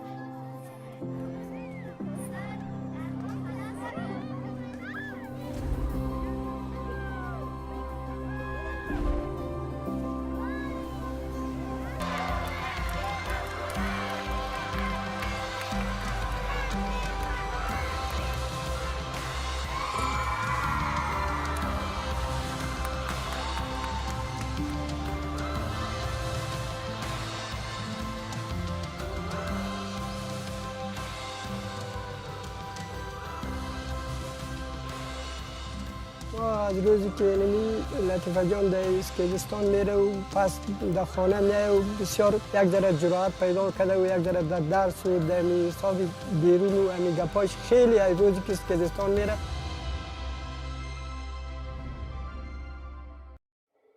In a world of endless crises, we will never stop pushing.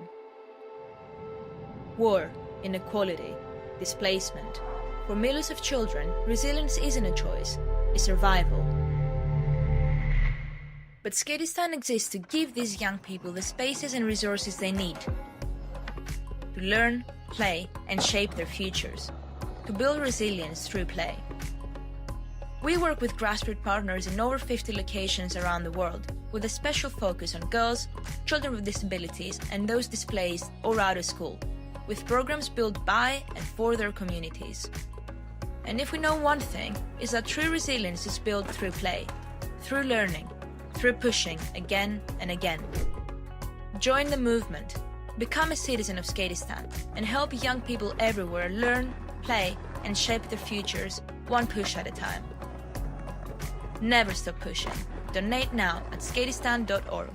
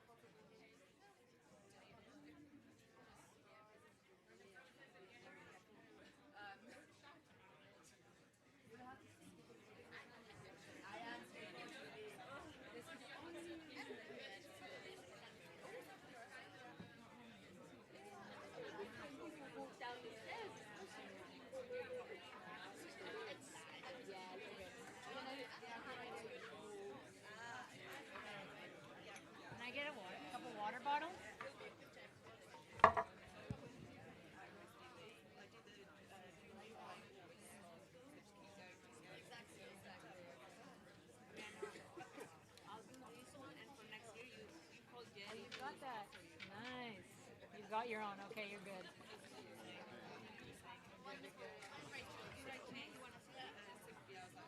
Feels a bit much. I think this might be yours. If you wouldn't mind just popping it up your shirt. Excuse me? Which way? This way, Yeah. I guess. I'm guessing. I'm Sam, by the way. Hi, nice to meet I'm you. Tom. Nice to meet you. I think we're good, right? Put that in there. Wonderful. And then we could probably just pop this onto. We're also planning to just like have like audience questions during the Oh, panel. okay, cool. Yeah. You would rather that? Yeah. Okay, cool. So just like you're running around with a mic in case that. Okay, cool. I kind of expect there'll be loads. But. So the full. Okay, cool. So then I'll do like a little intro, and then would you like to take it from there, and then ask it like, how do you want to do this? Yeah. So then we're just gonna. I've got like some full broad questions. Direct for each one of. Is this on? Yeah, got it. Sorry. And then yeah, just make it like an open format basically. Okay, cool. So would you rather say that and then? Yeah. I'll say that in the introduction. Yeah, cool. And then I'll just take a mic and then run around with it. Yeah, nice. I've never spoken to someone who was just holding my shirt. This is like why you're like, I'm not taking it to the bathroom with me. Yeah, true. Like I'm back at school.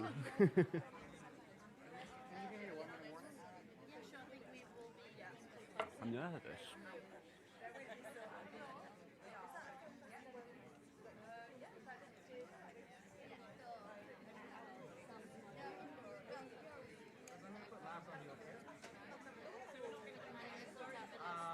This is just separate from what is going on. So, yeah, this is just for the camera. Yeah, sometimes I think it is one-sided. When you sit, I can see your Okay, guys, if you'd just like to take a seat, we will be starting momentarily.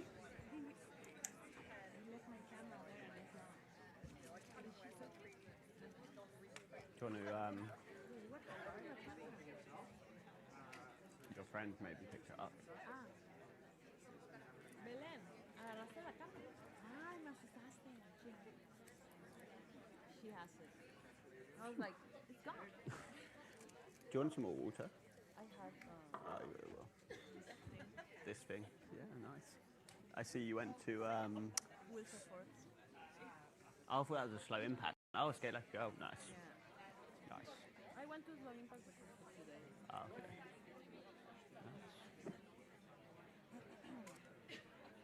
Nice.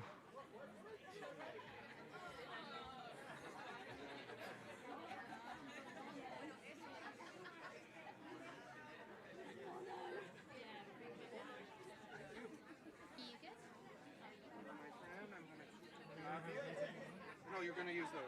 This is just an addition. This is for his video camera. Ooh. I got to keep remembering that this is on. Yeah, I know. I can't say any secrets. Thank you very much. Who is this thing with this? You want to just clip to your undershirt? Just so we hide it. Wow, you guys look like models on those photos up there. Look at those beautiful Guys, people. these plants are fake. No, these ones are really good against the rubbing. They're pro? Yes. Oh, okay, apparently we've gone live already. Welcome back, everybody. Thank you so much. I really appreciate you guys coming back for our next talk. So our next moderator is Tom Critchley, board member at... Sorry, Rachel's just on her knees. Board member at Concrete Jungle Foundation and associate lecturer at Goldsmiths University. Tom is a researcher, educator and organiser who has worked with Concrete Jungle Foundation since 2018 on projects across Angola, Jamaica, Peru and Morocco. His PhD research focuses on CJF's work at Freedom Skate Park in Kingston, Jamaica, exploring how social skate projects can create long-term impact within local communities. Through both academic research and hands-on experience, Tom brings a deep understanding of what it takes to sustain grassroots skate initiatives over time, from building partnerships and leaderships to navigating funding challenges and preventing burnout. Today's conversation will explore how community skate projects can grow sustainably while staying rooted in the people and values that create them in the first place. We're going to be doing a slightly different format than we did with the last talk, where we kind of waited at the end to do questions. We're going to be doing a bit more of a free-flowing one, so we'll be accepting questions throughout. So again, I will be running around, so if you see me, pop your hand up, and then I will come and hand a mic over to you. But in the meantime, please give a warm welcome to Tom Critchley.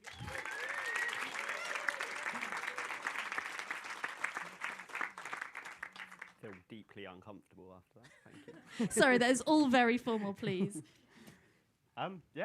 Thank you for the kind introduction.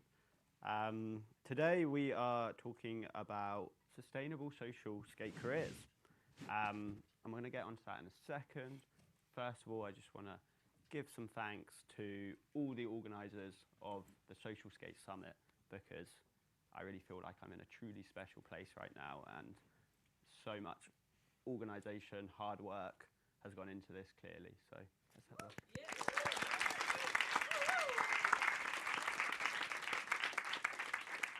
And we're live on YouTube, right? Yes. So am I allowed to swear? That's a Rachel question. I had the same question, actually. Yeah. Swearing is my second favourite thing to do. The first? Arsenal, up the fucking Gunners, boys! Any Arsenal fans? Yes, LMP. All right. Now let's get on to the panel, eh?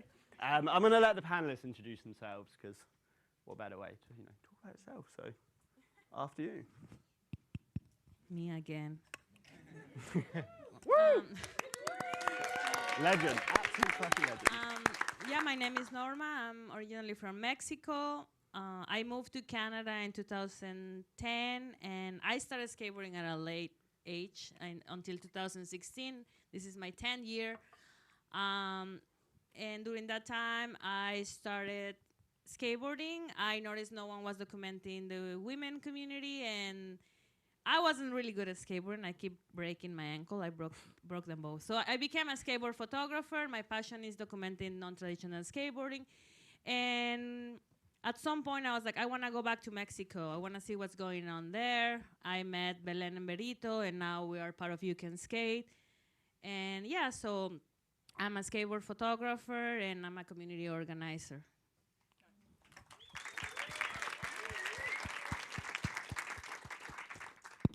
Hello, hi everyone. My name is Anveer. I'm from Skate Life Goa. We are based back in India. I've been skating about 10 years, and I started my work in skateboarding through actually social non-profits in skateboarding. Some of them are the Shed people and the Skateistan people may be familiar with. There was Janwar Castle and Proto Village. And about 8 years ago, I formed a collective in my hometown in Goa with two of my friends called Skate Life Goa, which is now expanded. We're like pretty big in the India scene and in Goa. And we've just recently formalized into like a registered entity. And we have all these big ideas, and we were having some conversations earlier in the day about once you go from an informal collective to sort of a registered entity, you have an intent and clarity, and how do you go ahead with that? But we'll talk about that in the panel, sorry.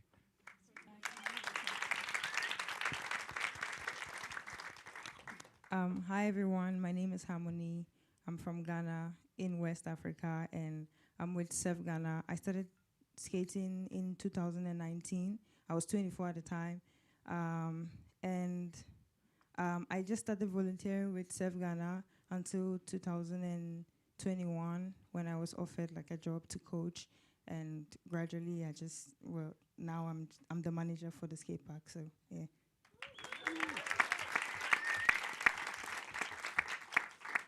Hi everyone, my name is Bella. I work at Skateboard GB. I'm doing skatable space development. Prior to that, I started out working in skateboarding via SkatePal, and there's a couple of SkatePal ambassadors in the room, I hope.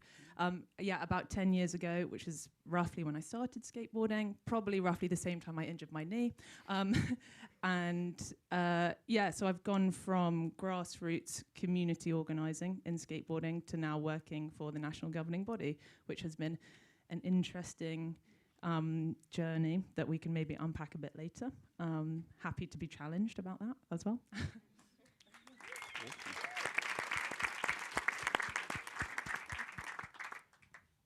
So yeah, we had like a little pre-call planning session, and it just started straight from the go, sort of identifying that a sustainable career, does that even exist, let alone in skateboarding? And that's something we want to work towards. So this panel and like what we're going to speak through is all about how we can sort of build around our love for skateboarding and try and center that in our lives as much as possible, because I think most people in the room will probably agree that is a place we'd like to be in terms of our career. So yeah, again, just to reiterate, please feel comfortable to stick up your hand, shout out if you want, and really like make this a collaborative discussion, because I think to get towards a sustainable career, it's all about networking and support and learning from each other. So I'm sure, you know, all of you have as much to say about this as we do here. So I'm going to start by asking a question to Norma. Based on our pre-call, you discussed having a career where skateboarding is more of a medium across, you know, social work, photography, brand marketing. So I want to understand, like, how does that work? And what do you think the benefits of that is? Yeah, I decided to be a freelancer so that I could pursue my love for documenting skateboarding around the world. So besides photography and community work, I work doing social media, which allows me to do it right here. I need to check, you know. So my goal was to travel the world to document skateboarding communities. And I guess my days are always different, and I love traveling. I've been nomadic for 20 months, and that has allowed me to have a, well, that to me is sustainable right now, because I'm not paying rent. Instead, I'm going from event to event, gig to gig, volunteering, documenting events, teaching. It's depending, every week looks differently. Some people get a little bit dizzy from my Instagram stories, I heard. That's too overwhelming because they never know where I am. But yeah, I guess when I was asked that, how, if there's a sustainable career, I think it looks different for everybody. But it starts with, like, I think the mental health, you know, and having the resources, and making sure that you are happy with what you're doing. You know, it's like doing the things that make you happy. But I think a lot of us, like Tom say, are kind of a hybrid. We do this one job here and then this one job there, and that's how things are working right now. But yeah, it's, I think, the challenge that we talked in the previous panel too is, like, how can we make the resources consistent? And I don't know if there's any more. Yeah, so I think, like, something that came through that as well is a real issue of burnout, right? When you're trying to make it work, or hustling if it was, and, you know, trying to patch together a career and doing it through something you love as well, which can create a difficult relationship. I know sometimes when skateboarding is so centered in the work that I do, it then becomes quite difficult to enjoy that pastime. So there's something I'd ask to yourself, or perhaps if anyone else wants to weigh in, like, how would one deal with burnout, or at least try to, like, mitigate the effects of? I think community is the most important part. Community, collaboration, and balance. I think we have to be able, with this work that we do, we have to find a balance. If we don't take care of ourselves, how can we take care of other people that we are working with, right? So it starts within ourselves, but also supporting our community. And I think sometimes we are so protective of our work that we don't like delegating. And I think there's a big importance of, like, that mentorship, and that creating the next role models, so that there's not just the one person who started the project doing everything. And, you know, we gotta build trust, create people to work with besides just trying to do it all by ourselves. I think that's communities, like we can all help each other and come together and it'll be easier, right? It's like we often talk about, you know, back in the day when a baby was born, like it was not just the mom taking care of them, it's the whole family and the neighbors, and it's the same thing for skateboarding. We're a family, and if we can all give a hand, you know, and sometimes be able to recognize, am I healthy enough to do this, or do I have to step back and ask for help or pass it on? I think that's...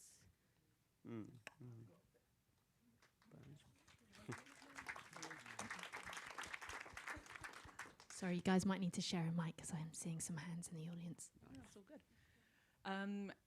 I completely agree with everything you're saying, Norma, especially the community part. I think what I've experienced is the community keep it really fun, like, because you're working with your people, and that's just enjoyable, which can be really good for warding off the burnout, you know, because you're just laughing all the time at work, which is great. But to mitigate the burnout and, well, maybe I'm skipping ahead here, so maybe I'm responding more to the question that I was asked. Is that okay? By all means. I think Tom got me to think more about specifically where the line is between when you're being really resourceful and you're jerry-rigging all of your work together to try and make a life and career in skateboarding work. Where is that line between being resourceful and then being exploited? Because it can be pretty, the line's quite thin. What I found is, well, I'm not going to claim that it's easy to know when you're being exploited, necessarily, especially when you're younger. But I would say that when you are following what feels like your vocation, which I was when I started working in social skateboarding, the risk of exploitation is quite high because of by virtue of a vocation being what it is. You're doing it because it provides meaning to your life, it's suitable to you. So you do it even though it's a small team and resources are limited. You do it because you're good at it and you love it. So I think the way that I've found to combat that is to essentially, it's not a very grandiose point, just remain aware of how precarious the environment you're working in is. That awareness is like the only thing that's going to help those. I guess you can see the challenges coming from further off, so they're just not going to be like, whoa, you're not going to end up somewhere having not predicted that you would end up there necessarily. I've also found that good, well-timed conversations with your colleagues and managers are a really good thing to have. So in my previous role before Skateboard GB, I worked in a non-profit in Bristol that operated 2 indoor skate parks. And I had a really well-timed conversation with my manager where he just sat me down one day and was like, this is the most we're ever going to be able to pay you. Like, from this point on, we're never going to be able to pay you more than this. And I was like, okay, cool. And he gave me enough time to plan my next steps, essentially, because I knew that I wasn't going to be able to build, like, I need more security as I get older, personally. So I wasn't going to be able to do that in that role, you know? So it was helpful. It's far from perfect, but the system we're operating in is far from perfect. So that's what I found.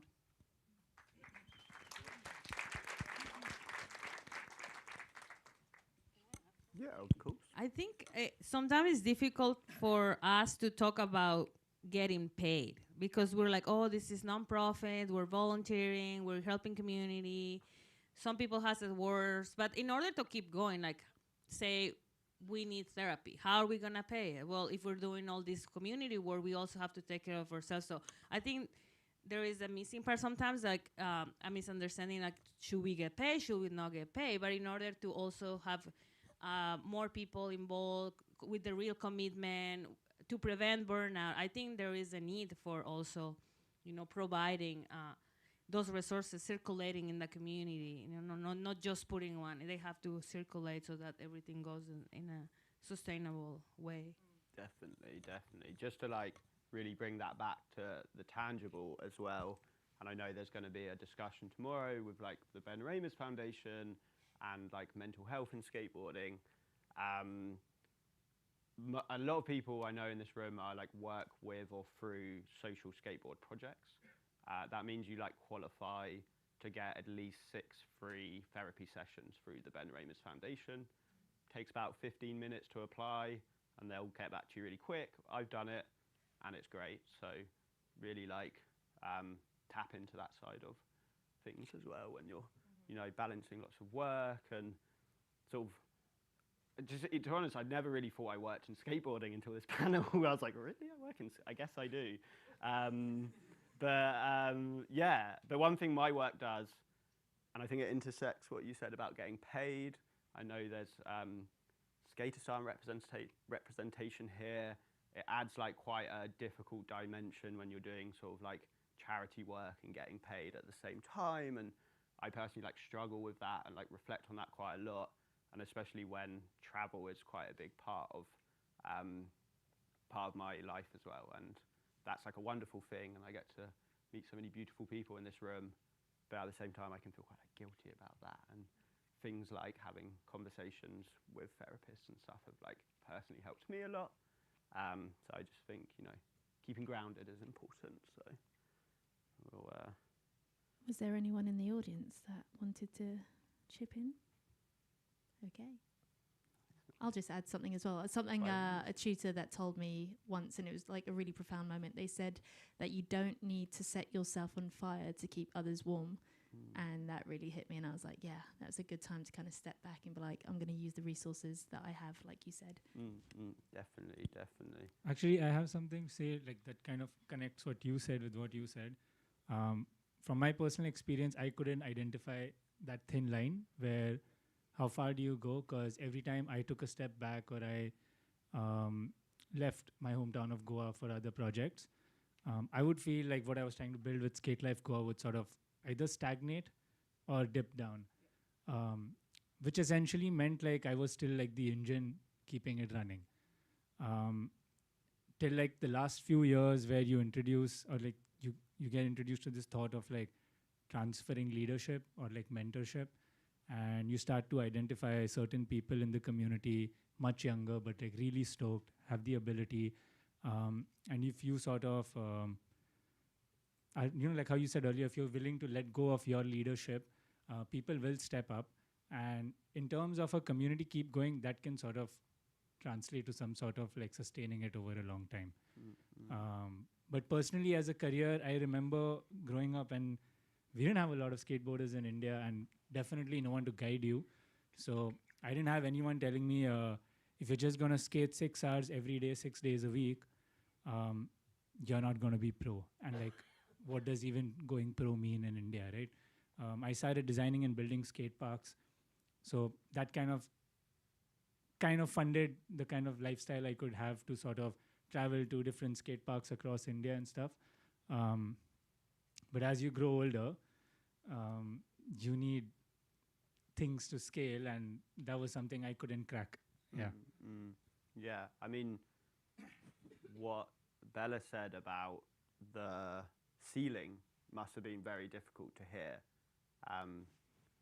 But actually that's like pretty real and important to know that, you know, there is a ceiling, and, you know, checking in that with skateboarding as well, and understanding definitely through Concrete Jungle Foundation, there was like a process a few years ago when we kind of felt, you know, maybe we've reached our ceiling as a group of people working on these kind of projects. And yeah, like stepping back is one of the hardest things we'll have to do, but not only does that open up new opportunities for you, but it will also open up new opportunities for people to step into that void, which is a beautiful thing at the same time. So, Harmony, I want to speak about the Freedom Skate Park in Ghana. And I think that what came again through our pre-call was opportunities are difficult to generate. So how do you work as a collective in that context to provide a career for yourself, but also for others?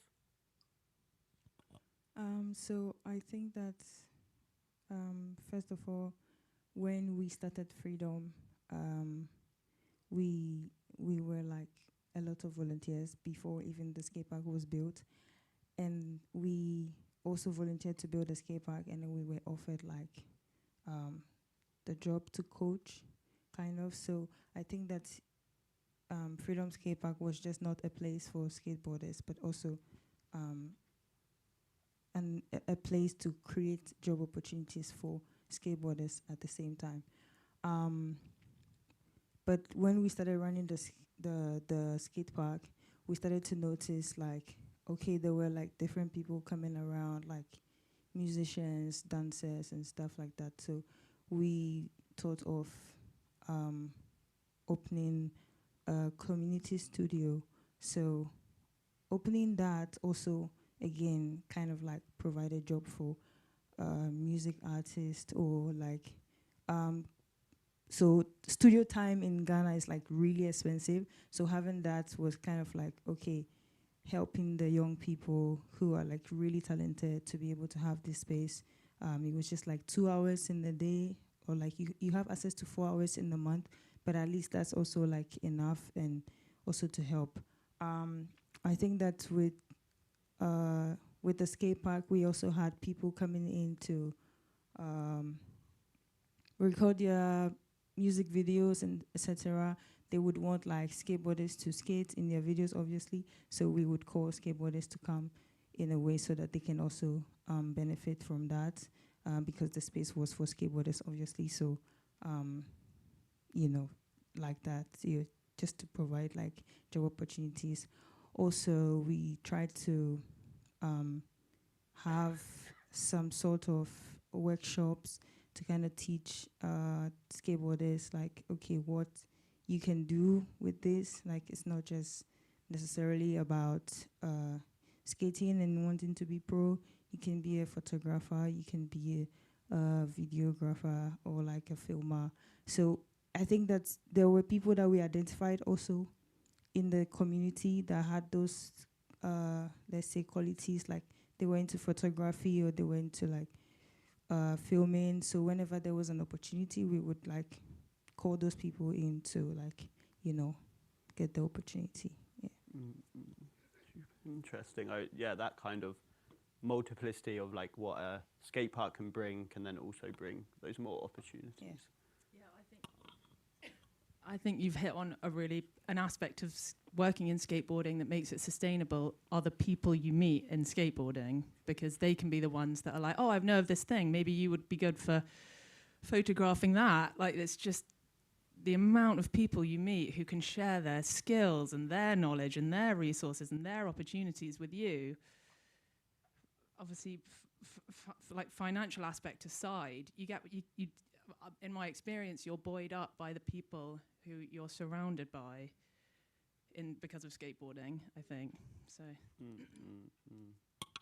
And actually, I'd like to hear from your perspective as skategoer, like what kind of careers come through, or opportunities or employment come through your organisation? Well, at Skate Life Goa, like I said, we were up till very recently an informal collective. So it was just a lot of people who are coming to skate after their jobs or after college or after school.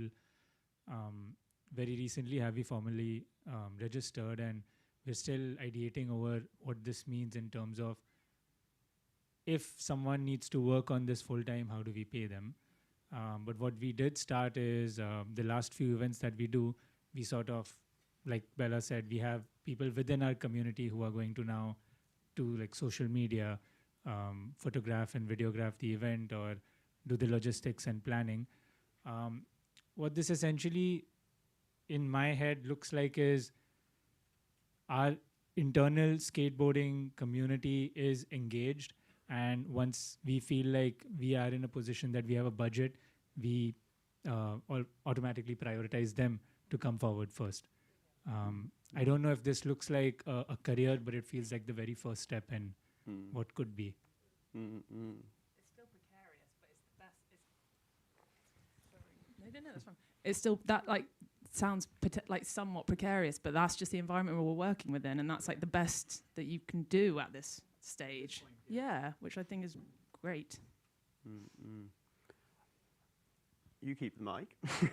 And for someone who's worked like perhaps more grassroots projects here, and your project in Bristol to then shift to Skateboard GB, what kind of differences came through those slightly different skate careers? I mean, that sort of sounds like a big question to answer.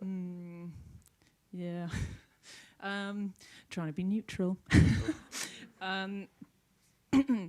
Yeah, it was an incredibly intense adjustment and learning curve. And really not an easy one, but it was made much better. Moving to Skateboard GB was made infinitely, gosh, I probably shouldn't say better, but made infinitely more kind of, easy and still connected to grassroots skateboarding, because my manager was Chris Lawton, who hopefully a lot of you in this room will know.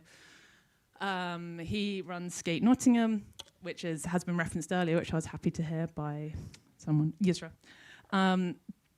Anyway, my point about, the reason I brought up Chris is because it pertains to our earlier points about the people that you work with in skateboarding are what make it sustainable. I have felt sustained in skateboarding by the people that I've been working around. Like, they've brought so much joy and so much energy that just make it feel all worth it. But the transition to the national governing body, which is what Skateboard GB is, if anyone was unclear, has been a difficult adjustment. We're a young organisation. We're about 10 years old, because I think that's roughly how long skateboarding's been in the Olympics now. I think it's, as far as a national governing body for skateboarding goes, it's got quite a unique model, which I'll try and break down really quickly. It's got two main funding streams. One is Sport England, the other one is UK Sport. Both of those come from the government. But Sport England funds the grassroots side of skateboarding in the UK, and UK Sport funds the elite. My role, Skateable Space Development, falls under Sport England's funding kind of money tap thing. So the work that I do is still connected to the grassroots, which is what makes it feel manageable and more sustainable. So we get to still work with you amazing folk if you are based in the UK, on DIY projects. Like, we've worked a little bit with the Grove, the amazing team behind the Grove, being repped by Tom, the Grove DIY, and supporting them to maybe making them aware of the funding applications that they can apply for in London, for example, to sustain their activity or to lengthen the life of the Grove, and maybe how to secure a longer term lease and that kind of stuff. That's what we're really set up to do, which I'm keen to always remind people, because obviously national federations and national governing bodies in skateboarding they all look different all over the world. Some are set up completely differently, but there's an element of Skateboard GB, I think, really helped by Chris Lawton. I think he believes definitely that it can do more good if we do it the right way than it can do harm. So that's what we've been trying to do, but it's been tough. And harmony. Yep. Yeah.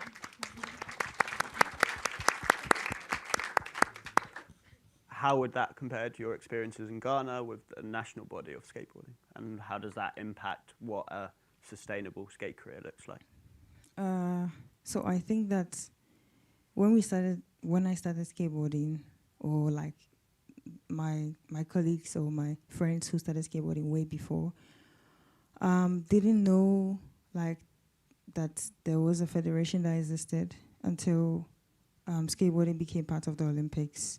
And then it was sort of like, oh yeah, you guys think that you can do this. I don't know if anybody knows, but we were able to have like a sort of demonstration at the Olympics briefly. So that was like the founder of Surf Ghana that knew someone that said, oh, we would like to have this delegation from Africa. If like I would want them, or they would love to skate an Olympic skate park. So they got that to like be possible, and the federation was pissed off about that. So yeah, and we also organize every year since the skate park was built an annual competition that is like to help the skateboarders improve, and to get that. So I think that we were about to do the 3rd edition last year, and the federation contacted us saying, oh, you think that you're going to use this to get to the Olympics, blah, blah, blah. And we're just like, that's not what we're thinking. We're just doing it for the community. We don't really because we know obviously now that you're there, we have to get through you to get there. But it was kind of like a conflict, but we didn't understand why there's a conflict. So they wanted us to come to them. But it's like, if you already knew that we existed, why didn't you come to us? And sort of like that kind of thing. So it was a bit like complicated. But yeah, we also, I don't know how it works at the federation. Well, recently they reached out to me because, again, I remember there was someone who asked a question about about the federation and how you can, what I did was like, okay, after knowing that they are there, and I just decided that, okay, I know that there are some skateboarders that want to be like professional or skate the Olympics. The only way that we can do that is to work together. So I went to them, spoke to them, and said, what do we have to do since you're there? And we also have the people, because you guys don't have the people. We have the community. So what can we do? And, well, they did say we have to register with them. So we had to pay to register with them. And when we were organizing this year's competition, I had to send them a letter to invite them to come and also to tell them that, oh, if you can endorse the competition, that would be like great. So it kind of worked, and they also reached out to me to be part of the board. To be honest, I don't really know what I'm doing there yet, but what I hope to do is like in any discussion or in any conversation, if there is anything that comes up, I would be able to like speak and direct them to the right people, because I know like people that actually work hard in this thing and people that want to be professional skateboarders, but sometimes these things get taken away because maybe they know someone, or it's a family member, or it's a friend, and they'd rather give the opportunity to that person. But maybe if I'm there, I can actually put like the people that I know. And also they come into the competition, they saw. So I told them that if you need anybody or if you want people to represent the country, you know where to come to. There are a lot of amazing skateboarders here, and you know, you can just do that. So hopefully that goes somewhere. Yeah. Hi, Tom. Tom, as well, just to let you know, I've got a couple of questions waiting up here. Oh yeah, let's run a question. Okay, Tom. so I've got one here and then just down to your front. Thank you. I had a question for Bella. It is specifically, you know, just because it's going into UK funding infrastructure. Well, two questions. Firstly, from moving from grassroots to SBGB, how do you sleep at night? First question. No, sorry. That was a joke. That was an actual joke. So the second question was, apart from like people actually applying for grants and getting on the Skateboard GB membership, is there any like outreach going to look for communities that could use the funding and maybe don't have like the organizational power to be applying it for themselves? I'm just interested if that's, you know, in the framework. Yeah, so Chris and I are the communities team at Skateboard GB. So how we've tried to do the good stuff in the good way is do capacity building, essentially, which is that sort of like teaching and putting on workshops for community groups, or even just doing one-to-one meetings with individuals or groups who want to get constituted as a group. How do you do that? It can take a really long time, and if you've got a family and a full-time job, like, when are you going to do that? Chris and I will do that one-to-one support or two-to-one support to help people do that. And then, obviously, our time is funded to help all these communities to sustain their activities. So in our time, we will make sure, equip ourselves with all the knowledge about as many grants as we can in the UK that will be relevant to your project. For London Sport, for example, who are wanting to fund grassroots community spaces, so just like the Grove, which is great. But we're quite a small team at Skateboard GB, so obviously it's just us two, so getting around the country can be quite difficult. The flip side to that is you do webinars, but who really wants to join a webinar in the evening on a weekday? Not many people. So it's still quite tricky, but obviously we take loads of inspiration from the Good Push, obviously. Like, your learning offer is like second to none, and we found I was constantly pointing to people towards a good push, and maybe in the UK sometimes we haven't, people haven't accessed it as much as they have from in other countries. So that was something that we could do. We're just kind of, we're trying to just put ourselves in the middle and be as helpful as we can to these communities, like link people together, like share knowledge, share resources as much as we can. Hopefully that answered your question, James. Have another question over here. Sorry, it's me again. But I want to make the most of these days. It's not like I get the privilege of being surrounded by intelligent and amazing people as yourselves, so thank you. Basically, if we look at there's a spectrum of work here, which is we have the social area, so NSPCC, for instance, in the UK, and even smaller organizations. You have social skateboarding associations, such as ourselves at Wallride and everyone else that's here. And then we have sports associations. So there's a spectrum here of hard work. So, for instance, at the Faro skate park where we're based, we both do everything from preparing people for competitions to actually feeding people. So do you think that the part of the sustainability, it's a matter of time that social skateboarding becomes established as something as valuable as an NSPCC per se? Or do you think that we're still young in that sense to be legitimized, in that sense to then be professionalized? Or do you think that it's always a matter of recurring marginalization of skateboarding because we're not good enough to be social workers, but we're not good enough to all be at the same time in the Olympics? Do you think it's a matter of time or a matter of legitimacy? Can I answer that one? I mean, again, we are sitting in a room with Skateistan, who are like an absolute pillar of, I don't think any of us would be in this room right now if it wasn't for Skateistan, so huge fair play to that. And like, if that's not a professional charity, NGO, whatever you want to call it, I don't know what is. And I think the kind of condition of social skate work at the moment is actually just a reflection of the world we're in with just like essentially a huge global recession, a really fractured society. And I don't think it's like, I think the fact that skateboarding has grown so much in the last 10 years and sort of developed this sort of super healthy and vibrant social skate scene around the world is like testament that we can like work through that and keep on going. So that's what I think. I can add to that. Yeah, I think just to reinforce that point is I think hopefully working in skateboarding is going to be sustainable because the world desperately needs it for all those reasons. Like the way the way many countries are going politically, like skateboarding brings people together, as we know. Like that's, and when in a time when everyone seems to be forming really, really insular tribes. So I think it's, yeah, hopefully that's going to make it sustainable because of the need. And then we are the supply. So we have still got lots of questions here. So I've got 4 people in the queue here, so I'm going to pass over here.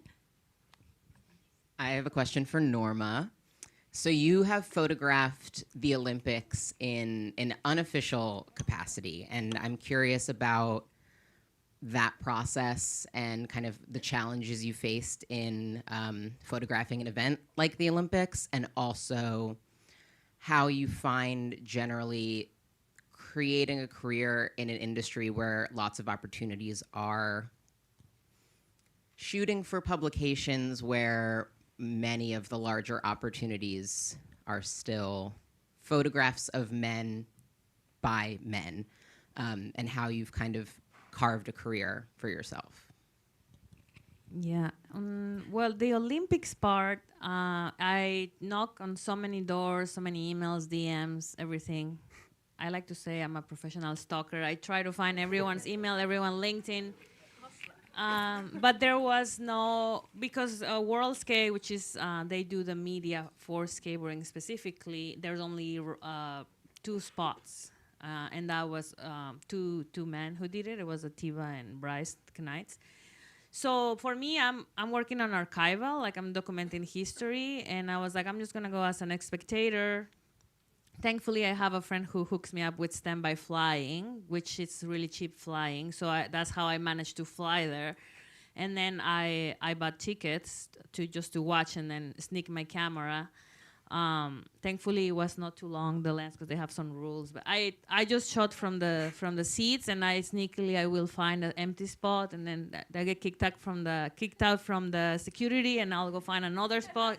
You gotta change the angles. Professional stalker for But real. for me, the goal was to document it myself, because we want to tell their stories. I want the stories of women to be told by other women. I want more women to be like, oh, if she can do it, I can do it. You know, I want to be the person I didn't have, or I often don't have in these spaces, and show, like we were talking about, that you don't have to be a pro skater to be part of skateboarding. And this is one of the biggest challenges I face, is like to get in a job, some old white man who runs so-and-so brand or magazine, they'll be like, oh, we want Norma to do it. Oh, is she a skater? I am. Like, I'm not, because I don't skate a freaking 10-stair rail, I'm not a skater, right? And this is what we're here for. We want more skaters. We want people. We don't want just professional skaters. We need photographers. We need marketers, accountants, therapists, everything. So yeah, it's been a challenge, and I think it also every panel, I think it comes down to who runs the stuff and when is it gonna be passed on to all of the communities, that all of us have a seat at the table. Because I think that's what's happening, is like there's only these opportunities like that make us think, oh, there's only one spot for the one girl and the team, the one woman photographer at the event, the one this. So it's like we are in that stage still, or maybe one or two, and not just photography, but team, brands. But it's like who runs the spaces. And when we were talking about Skateistan, I was just realizing, you know, what a great model, what they're doing now, that is like they're guiding us so that we run stuff in our community. And it's not run by Skateistan. They are sharing what they learn and their resources to their community so that it's run by the community. And I think that's what was the other question? That was the Olympic part. And yeah, I think it all comes down to that, like giving the place to everyone. We need all types of people running and managing this stuff, not just in front of the lens. You know, we need people behind the lens, in the marketing team, in the leadership roles. And I think that's how we can create the change, not just for photography, but for everything. And that's also part of sustainability. Like, who is running the stuff? Is it the people running whatever it is, brand or organization, skate team? Is it diverse enough? Are you having everyone involved from each community? Probably not. So that's the chief we need to see. You know? It comes from everything, from the start. Like, who's running has to have everyone involved so that it can create that change within all of the communities together. Definitely. Thank you. I have some more questions, if that's okay. I realized, by the way, I didn't actually introduce myself. So I want live interviews. So I want to be able to like hook you up and try and get you into more stuff like that. So let's have a chat after. Just to like ground what you just said, like into the now as well, in terms of like us all sitting in this room. Like, I'm trying not to look too much out at all of you, because there's just like quite a bunch of fucking idols in front of me and I'm a bit scared, but it's just testament that, I don't know, I think all women organise this summit, right? Or at least predominantly just like only women. There you go. And like, boom. So, and like, there are so many like shit boring skate festivals going on at the moment, and like, and this is great. So there you go. Like, build it from the ground up, and we'll create something like this. So that's I want to add something. Yeah. We gotta stop thinking from a scarcity mindset. We wanna think abundance, because if we're running from scarcity mindset, that's what's creating being competitive with each other. There's not enough. There is enough. It's just being gate kept. So we gotta run from abundance and open the gates. Like, if anyone here said.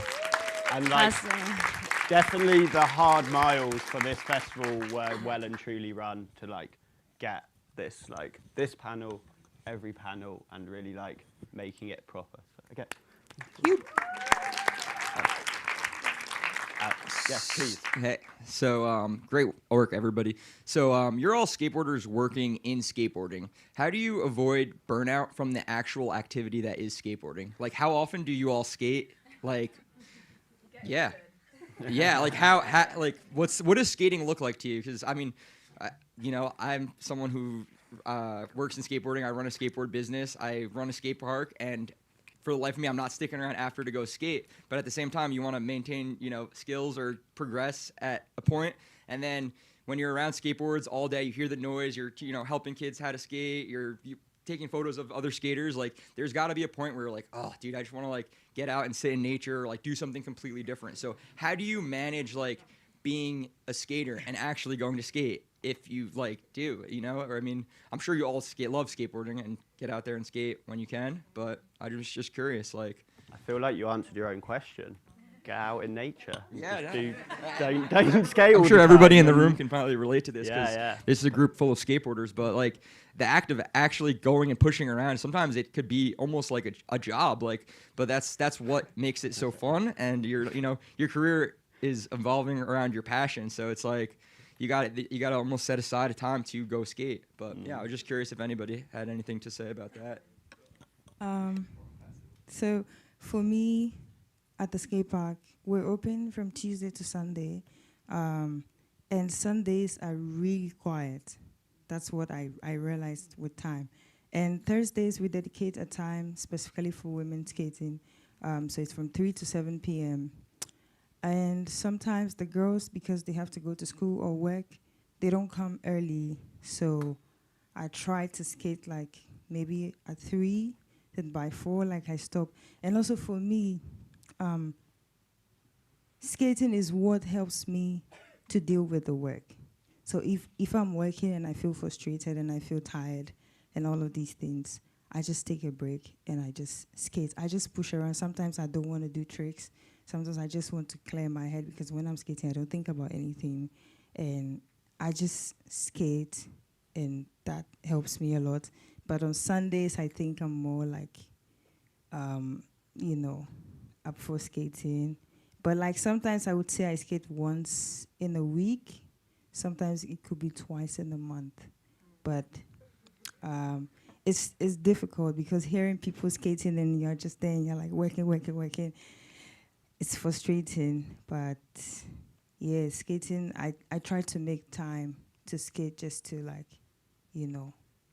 feel better, or just for my mental health, because skateboarding makes me feel free, yeah.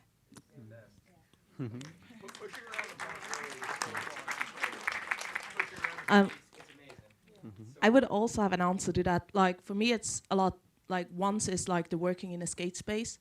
We have like our Friday evening session where none of us works anymore, and I go there. Sometimes I skate, sometimes I don't. I'm just there, I show up, I'm there, I have my community. And the other thing that always motivates me is a skate trip. Go out, go somewhere where I don't see my students, where I don't see any of these people, where I can just go and be a skater myself again. And just like, because when I skate in my local skate park, like where I also teach, I always end up skate with the kids I coach. So I always end up coaching. So that's for me, like, we have this one evening where we have no kids in the skate parks. Like, it's the over 30 session, over 25, whatever.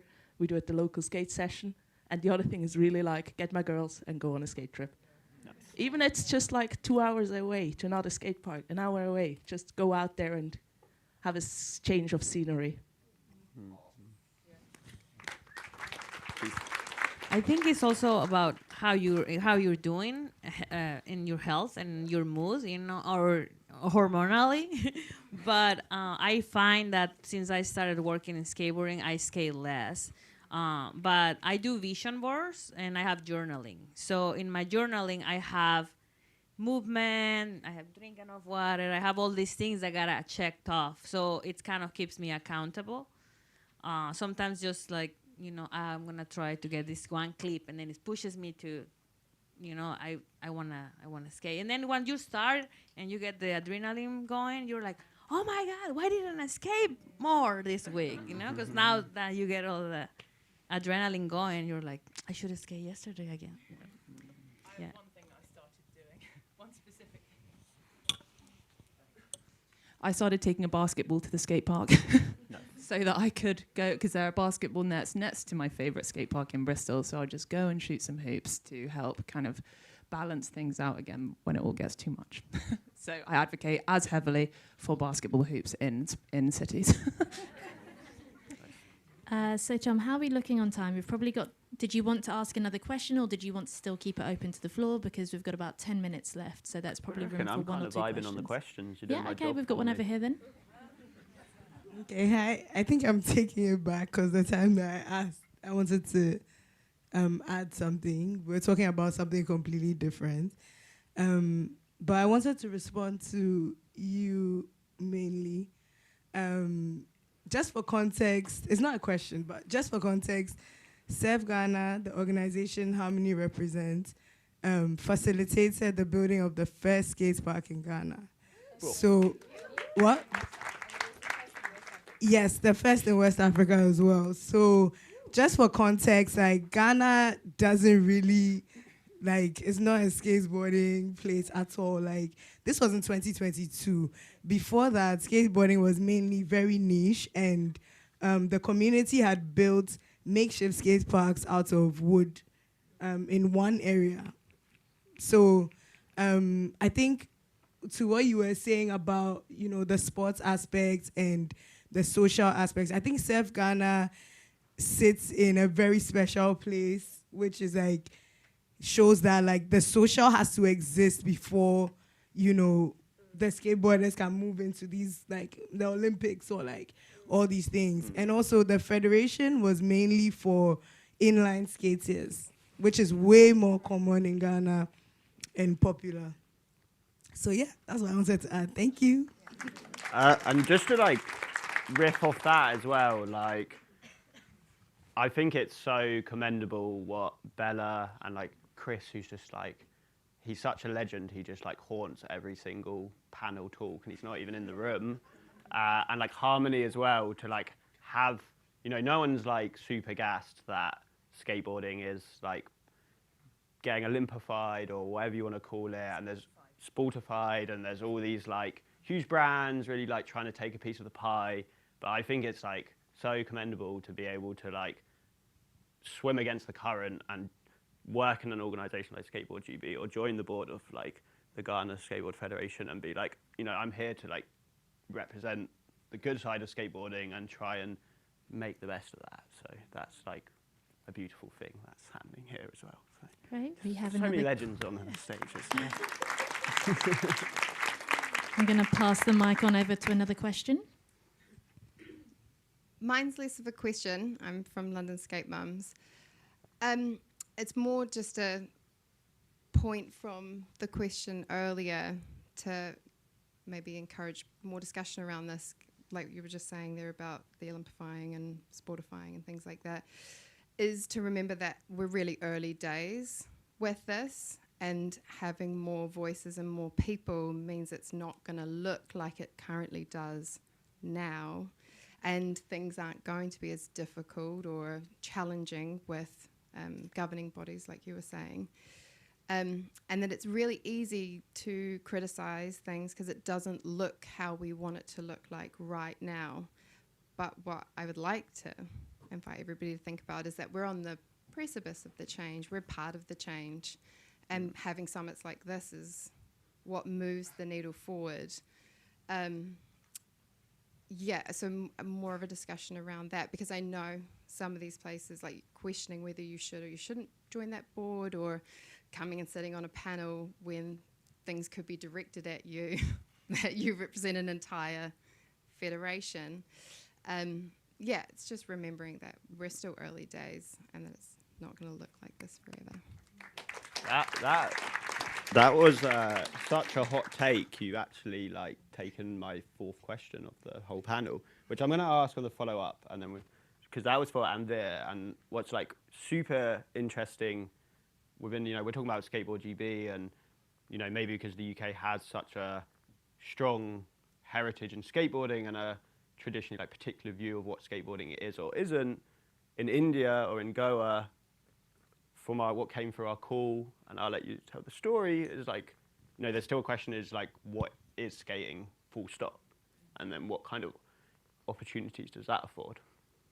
I'll actually break it in two parts. One is based on what you were saying and the kind of problems you're having in Ghana and Portugal with like the federation.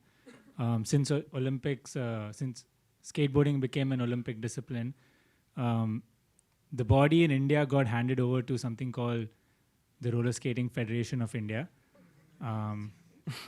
Okay, I'm glad if you guys know what I'm talking about.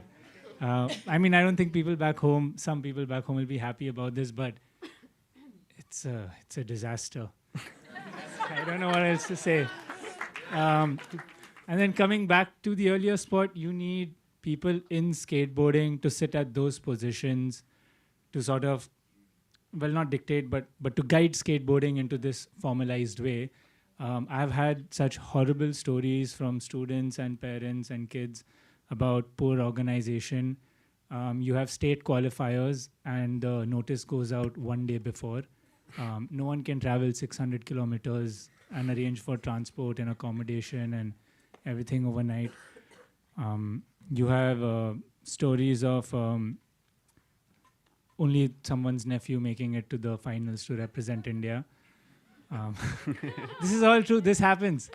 And there is no established kind way of approach from them to sort of we need to do this together. Like, for example, I got a call once saying, hey, Anveer, we know you're from Goa. You've been doing this great work. I'm calling from this body, and we would like you to be a judge for the nationals that's happening. I was like, oh, okay, that sounds cool. When is it? He's like, can you come down to like Madhya Pradesh tomorrow? I said, that's like 2,500 kilometers. I was like, well, how do I come tomorrow? And like, why are you calling me last minute? So clearly, there is either. Anyway, I'll come back to the main question, but it's in shambles, and people say that yeah, we have something to look forward to. There are some skateboarders that are trying to like get their way in, but it's been a while, and it looks kind of stuck, at least from my perspective. So Sorry. we have, I think, about time for one last question. Is that okay with you, or comment? Yeah. Let's do one more, and then we can. But you had a second part to something you were saying? I just think, like, with the work that you're doing with developing skateboarding, where there's an absence of, and particularly the knowledge. I mean, I think you were dancing around it with the questions around having the right people in the right places. So, like, how are you working towards doing that, I guess?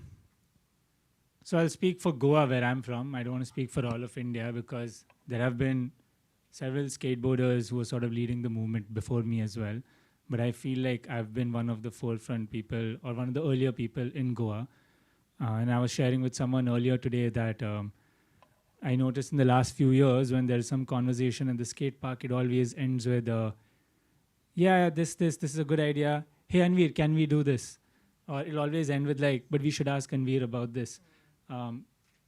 So there has been a change towards like people kind of looking up to some sort of leadership role, which puts me in this position where I have this rare opportunity to shape what skateboarding in Goa looks like. When I started out skateboarding, I didn't have like a guide in India to be like, this is how much you should skate, and this is how rational you should be about working in skateboarding. I just went out and skated every day. I literally just saw a skateboard, went home YouTube, and I learned Thrasher magazine. And I was like, okay, I guess this is skateboarding. And I have actively, that's just one version of it, which I can say that I'm not the biggest fan of. And I have actively tried to not be the first point of reference for everyone in Goa. In fact, my first point of reference in Goa was always Janwar Castle and the likes of similar organizations like Skateistan, because I had reference to them 10 years ago. So yeah, that sort of puts me in this position where I feel I did like a better, well, I don't want to say better, but I did a good job. Sorry.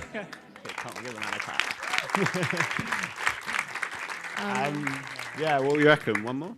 Yeah. Hi, my name is Winona, and I am one of the founders of other skate company, which is based in London. We recently formed as a CIC. We have about 100 members. But three of us have day jobs, and we have been putting our own money into the CIC to make things happen. So my question was gonna be, beyond applying for grants, like what are some other avenues that small collectives like ours could look at it for funding? Like,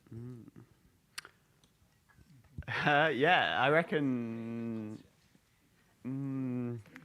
definitely going back to the idea of like networking and finding similar organizations. Like, I guess by the name, there's like you're like dealing with issues of like inclusivity in skateboarding and stuff like that. So again, there is like a really strong group of like for-profit companies that really align with that message, and like not being afraid to like reach out and not necessarily like, you know, straight be like, we want money, but like start forming that relationship.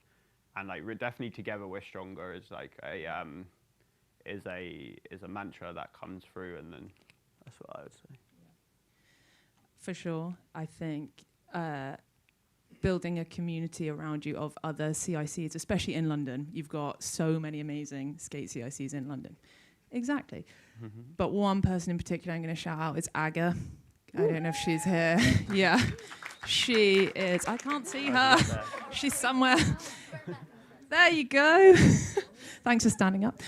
She's amazing at partnering and finding sponsorships and just hustling to make everyone on board sustainable. So definitely, I hope, Aga, I'm not giving you too much extra work, but that kind of mentorship and guiding, like, so this isn't just me trying to shift the load. We can absolutely help you out with grants and stuff. But yeah, I think definitely we're standing on the shoulders of giants. Let's go. There she is. Someone. Woof. Mind yourself, Aga. Jesus.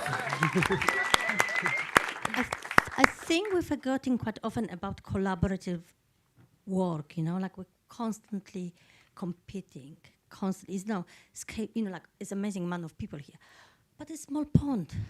We know each other. We're competing for the same grants. So I think we, you know, like, okay, shout to all the London organization. We need to gather together to save the barking. Save barking, yeah? Save barking. I know it's a kind of pathetic thing, but you know, like lots of facilities being kind of taken over by organization that seeing a profit and not giving back into community, sucking up funding and not giving back to skate communities. And then just, you know, like, and then you have like, you know, no profit organization running skate park, not getting the funding. So, you know, like we need to work together, you know, and, you know, like how Skateistan knows it, you know, like together we are stronger, yeah? I think who said it? Kala said, I think together we could achieve so much more than just, you know, by yourself, you know? Just as well, just to like go back to like the CIC, like remember you are a non-profit and like don't put your own money into it, like, or like too much, and like like believe in the grant writing. And if you feel like you're struggling, and like when I like, you know, reaching out you can reach out to me and I can help with, like, I write a lot of grants and I can support that, and there's also like probably many people in this room who would be willing to help that initiative. So hell yeah.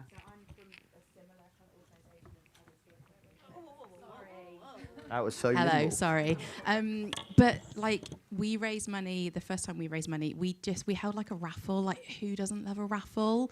Like get people to donate stuff and yeah, sell raffle tickets. And even if you just make like 50 quid, that's better than like even just starting small like that is, you know, once you make that first little bit of money, it's like, yay, and it like G's you on to do more and stuff. So yeah, sorry. Thanks. I just wanted to add, yeah, like sometimes we're so like grants, but we gotta be creative and diversify sources of income, whether not just be so focused on skateboarding events and workshops, like the merch.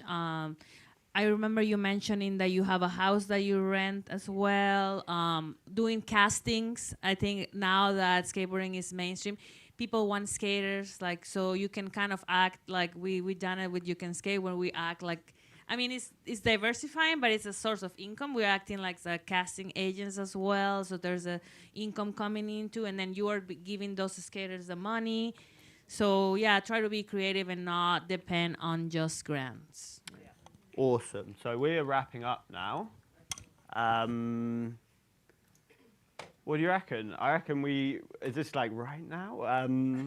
I reckon we got one more, like one very grounded, like hot take on having a sustainable skate career.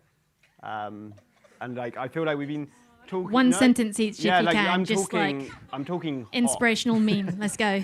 Yeah, God. I mean, for me, I'm saying self-care. Like, I know that's like removed from the idea of a career, but you know, you need the energy to invest in that career and to believe in it. And I think, you know, taking a step out and caring for yourself, going on a walk in the forest, not always skating, or skating if it makes you fucking happy. Why not? Yeah. Yeah, I just thought of one. Yes. If you see someone who's already doing what you want to be doing, or someone who's doing what you want to be doing in 10 years, please go request them for a very honest conversation. I think that will really stabilize your expectations and that, yeah. That's a hot take right there.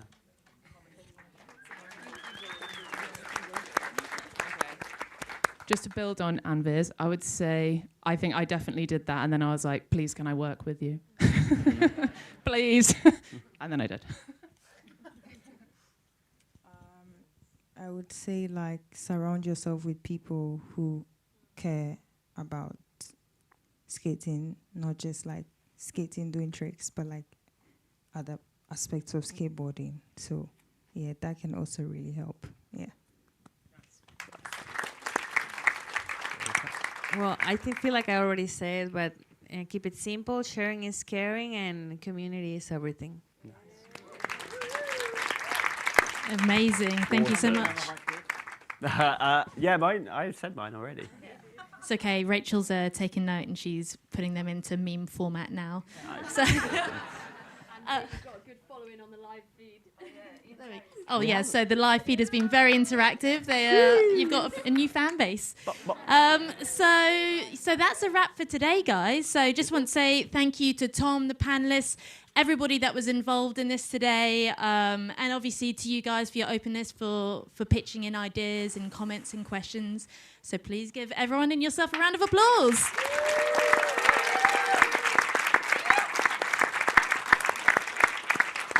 So if you're not coming tomorrow, can you please make sure that you fill out the feedback form? I think magically, ta-da! The feedback form is up there. It would also be posted in the WhatsApp group as well. Tonight, if you do have the energy to go, we will be heading over to West London to Bay 66 for a skate and networking night. It is free for everyone to participate to go in. There's no limit. And if you're feeling like you might be a bit tired, Red Bull has got our backs and they're giving us out free Red Bull so you can go all night, so there's no excuses. In terms of food, there is like a market there, Deliveroo go there. You know, we live in a modern age. So tomorrow's panel starts at 10 a.m. sharp. So if you will be here tomorrow, please make sure, again, bums in seats by like 10 to. And make sure you rest, hydrate, you connect, you follow people on socials. And again, thank you to Safety Angels, to everyone that's been involved. And I think that is it. Oh yeah, if you're heading over to Bay 66, again, make sure you fill out the waiver. It will be on the website or on the socials. You'll see like a little link. And that just means that you can go into the skate park and just start chaos from day one. Oh, hold on one sec. Just this, if you're also coming tomorrow, because this is like the general event feedback. So for people who are just here today, you can fill it out today. But if you're here also tomorrow, you can wait until tomorrow. And did we say this before, that there was the live feedback form? We did. Okay, no worries. Just checking. I'm checking that regularly, so any like concerns or anything, I'll be checking it and I'll see it. Okay, guys, that's it. Go be young. Go be free. Young. Young, wild, and free. I've got to